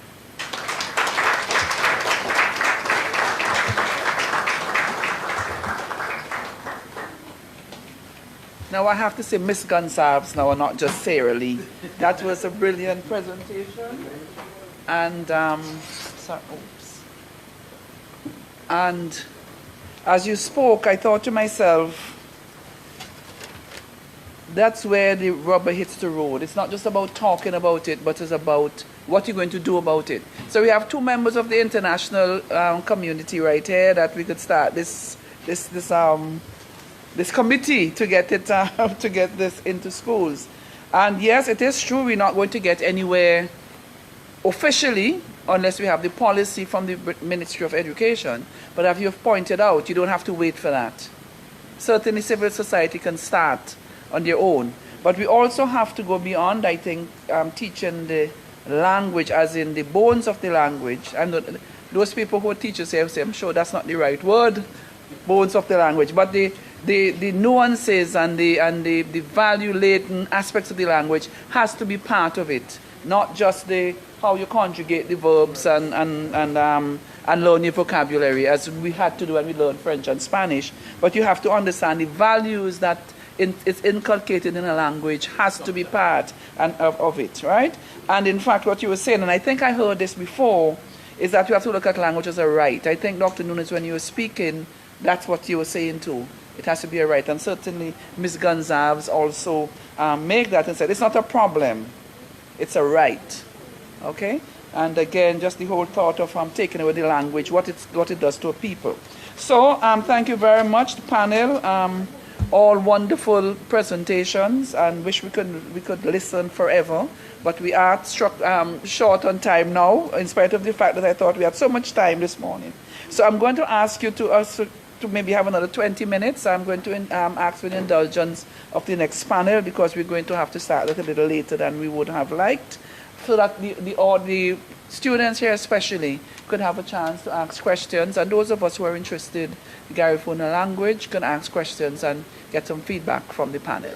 So I now invite you to ask your questions, and maybe there's something that you wish they would have said that you would like to ask about, or clarification.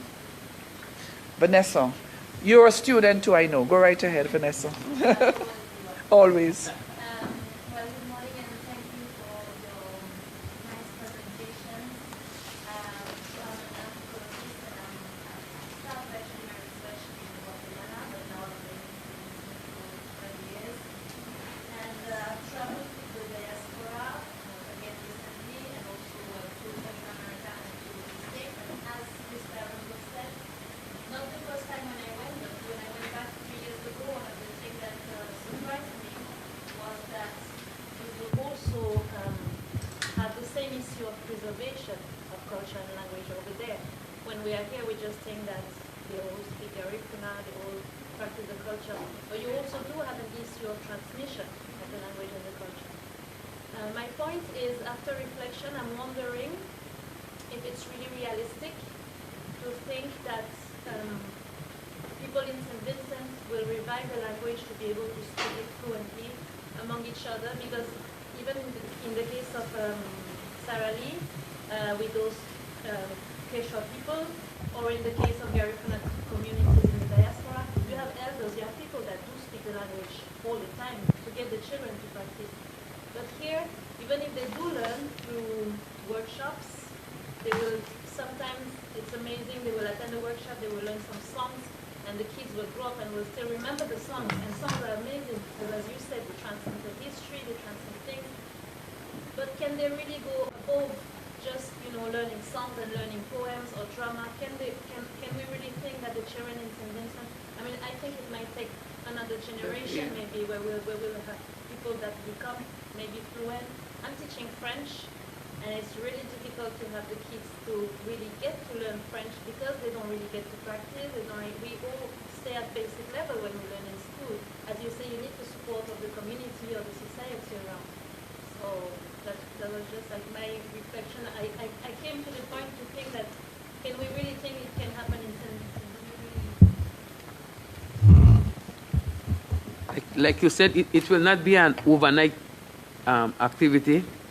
It may take years, but you have to start somewhere. In my study, Hawaii, they had the same issue.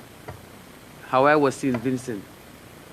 And the organizations, they got together, and across the globe, you'll find, in the research, it has shown that the governments don't take the initiative.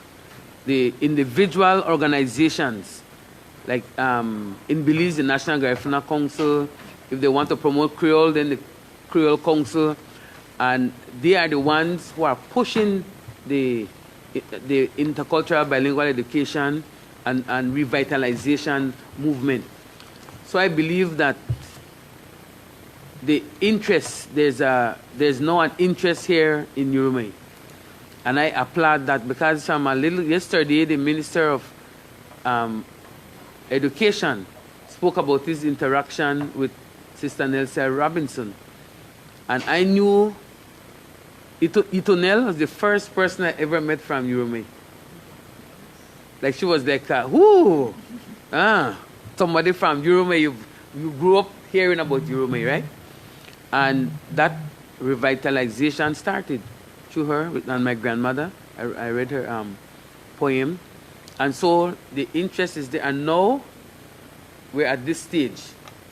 So I can see the progress. So it will be something that we build on and build on. So I think it can happen if it's done in a structured manner. Because we're doing it, everybody trying, so like it's haphazard. I call it focus haphazardness. Because everybody's focusing on this, and then so you achieve something here. But then you are achieving something here, and so all over the place. But until it is structured, some structure is put to it. So I believe it can happen. I'm a strong believer it can. What we have to do, I am in charge of a little group that I'm testing in Belize, right? My youth group. And so I'm bombarding them through the media. The media is an awesome tool. So we have Twitter, we have Facebook, we have all kind of gram that the young people are used to. And when I want to do little things, I just tell my daughter, this is what I want to do.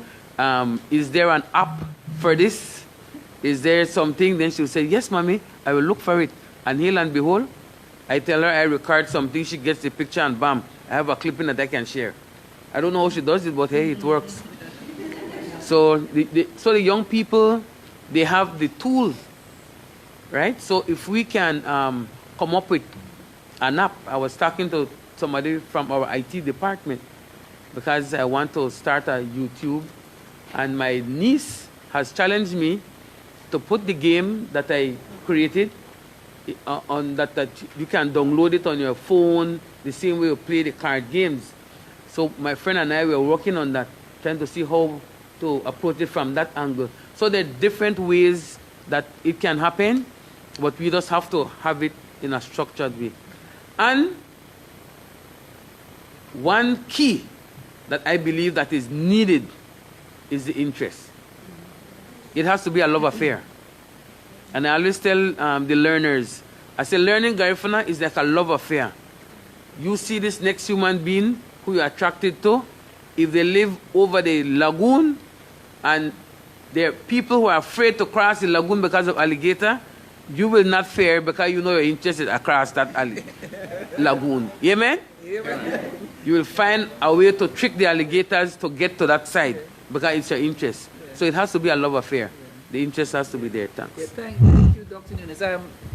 Zoilo has a question.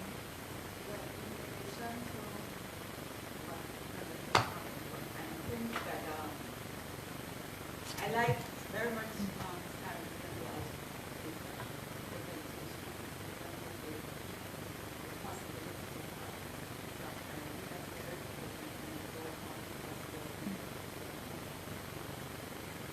I will highlight two things. One, the work of Ms. Trish St. who is an extension, who lives in New York, who for 5 years came to St. Louis, 4 or 5 years, and this was her labor of her passion. And she did summer workshops in collaboration with Belize from the United States, who came to St. Vincent for summer programs here on Garifuna culture. They came, they did everything. It was not a government process. They did it from New York. And for 5 summers, they had children here training for at least 6 weeks. The program went out of money, and Trish had to have a temporary hall, she said, so they haven't been here for 3 years at least now. But I have been so impressed by the fact that last year we had some of those young people when the same homecoming group from New York came, and they all sang in Garifuna. The people who came were shocked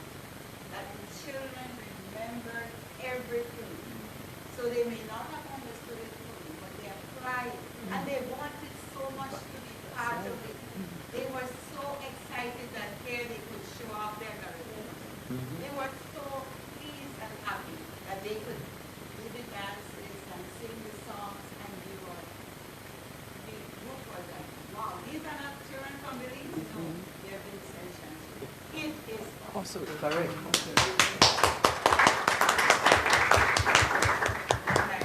So that's the first point. And the second point is we have long had the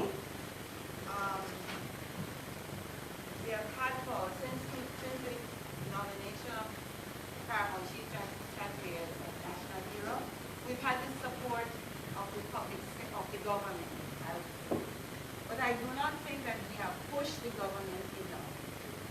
I think the government needs to be pushed because it is one thing to say as a political statement that we support the Garifuna culture in St. Vincent, but there has to be, like that's why I think what Sarah Lee has outlined is important. There has to be practical structures, and there also needs to be in place some, because yesterday the minister was very strong, but we have to say, okay, what next? We cannot stay there. Yeah. So, and I know that this is a discussion that there's a disconnect between the maybe the political will and the practical administration of the interpretation of that will into policy through the officials of the Ministry of Education. But that has to be discussed and worked out because clearly if the minister is one thing, but the people who work in the ministry are another, and there has to be that integration. We have very good relationships with the Ministry of Education. They have been very supportive in general. But I think overall, the structure is an important one. The ministry has come from, is part of a bureaucracy that operates like bureaucracies everywhere. They have their rules and their modus operandi, which we would have to understand and reinterpret for this purpose. But that's the challenge because that is where the backlog is. Thank you very much, Mrs. Brown. Francis? One of the concepts that Carl Young talks about is this collective of concept and the fact that we function not from our heads as much as we function from a subliminal level of operation. Now, if subliminally we have not agreed within our own selves that what we have is valuable, then we are not going to go anywhere. Because, and I say this because it's the next point is the Evangelical Association of St. Vincent did a Creole Bible story in Vincent. And that project had to stick because people in positions of influence at different levels, church and the state, threw iceberg on it. It wasn't just cold water. They looked at it as we are dumbing down our people. So we can talk cheese at the intellectual level. We have to decide in our hearts. It's a heartical thing. We have to decide in our hearts that what we have is valuable. There are only two states that have said formally that their creoles are formal. Republic Haiti and the ABC. And it shows in their people. It shows in their people. The Haitians, you can say what you like about them, but they can arrive anywhere and start. They are confident in their acts. That's why they can face water, face whatever, and function. They can migrate anywhere anywhere and function. They can read their Bibles in their Creole. They can speak their Creole, they can write their Creole. Then they learn French. Then they learn other things. Because once you learn one thing, you can learn other things when you're small, when you're young. So it's you have to start it by coming to terms with the fact, hello, we're not British, as in English people. Stop mimicking them. They don't like us. Correct. They hate us. I can tell you, I went to a British boarding school. Hello. Love yourself. But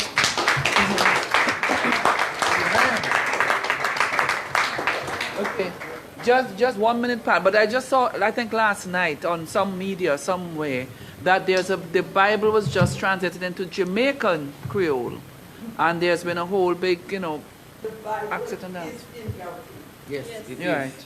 But what we have to know is that this problem with finding children for speaking in their mother tongue and stuff, this is not new. With all due respect, a certain denomination has been doing that forever. They did it to the Eskimos. They've done it to the Eskimos. They've done it to the native people in Canada. They've done it to the people in the USA. It is part of their strategy. Get real. Let us get real. Okay? I will be dressing like this forever as everybody is, even if it's here wherever. Because it is a statement, I didn't say it out loud, but I walk it. I walk it from ever since. I'm young, now I'm over 60, so you can get away with walking. Agreed. But ask anybody in church from those. My dress code for church is this. Edra is that. You don't have to make no noise, just do what you do. Yes, agreed. But I just wanted, I understand. I'm a social worker. That's my background. I understand the importance of community and the importance of people owning, taking ownership and making change. 100%. However, there's always that other avenue for policy to take place. And I think we have to try to go for both. I think we have to go, we have to do the community work, and we have to go encouraging people to own, but we have to also say government has to take ownership. Like I said to which minister yesterday, you have to sometimes name it to claim it. And perhaps if you start looking at about something of naming something indigenous, the indigenous department or whatever, which can straddle all of these developments. I think we have to go both ways. Thank you. Pat, sorry, you had a...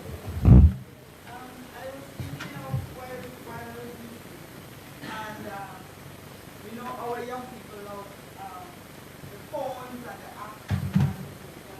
I was thinking they are from the start right now. We write to parents and ask them to have the students create an app for their next, because they do one every year, they get prize and phones and all sorts of things. And that would be a way to get it into the school as a start, and the students will be able to do it because they love to be on their phones. I think they would make it, they would be more interesting. Am I wrong or right? So we can start right now with that at least and see where it takes. Thank you, Pat. Okay, we need to cut. Do you have one last? Wait, no. Yeah, one student, one last comment, and then we must close. Like how you want to teach Garifuna in like school. I was wondering if like how they have Spanish books and English books, do they have any books that teach We're still developing we're still developing some literature, but there's a lot. We have in Honduras, making some, but one of our challenges is the standardization of the spelling. There was a regional project where they got people from different communities to try to work on that, right? And in Belize, our representative was Mr. Roy Cayetano. So I'm not sure how far that is now, but I know it's not as active, but that effort was done, and so that's one of our challenges. But the song is the same, everything, but it's the right thing because the Spanish influence, if they have a word that with a age song, they would write it as J, because in Spanish, J has the age song. But for us, age is age, right? So that's one of the... All right, thank you very much. I am closing off now. I'm being pressured to close down this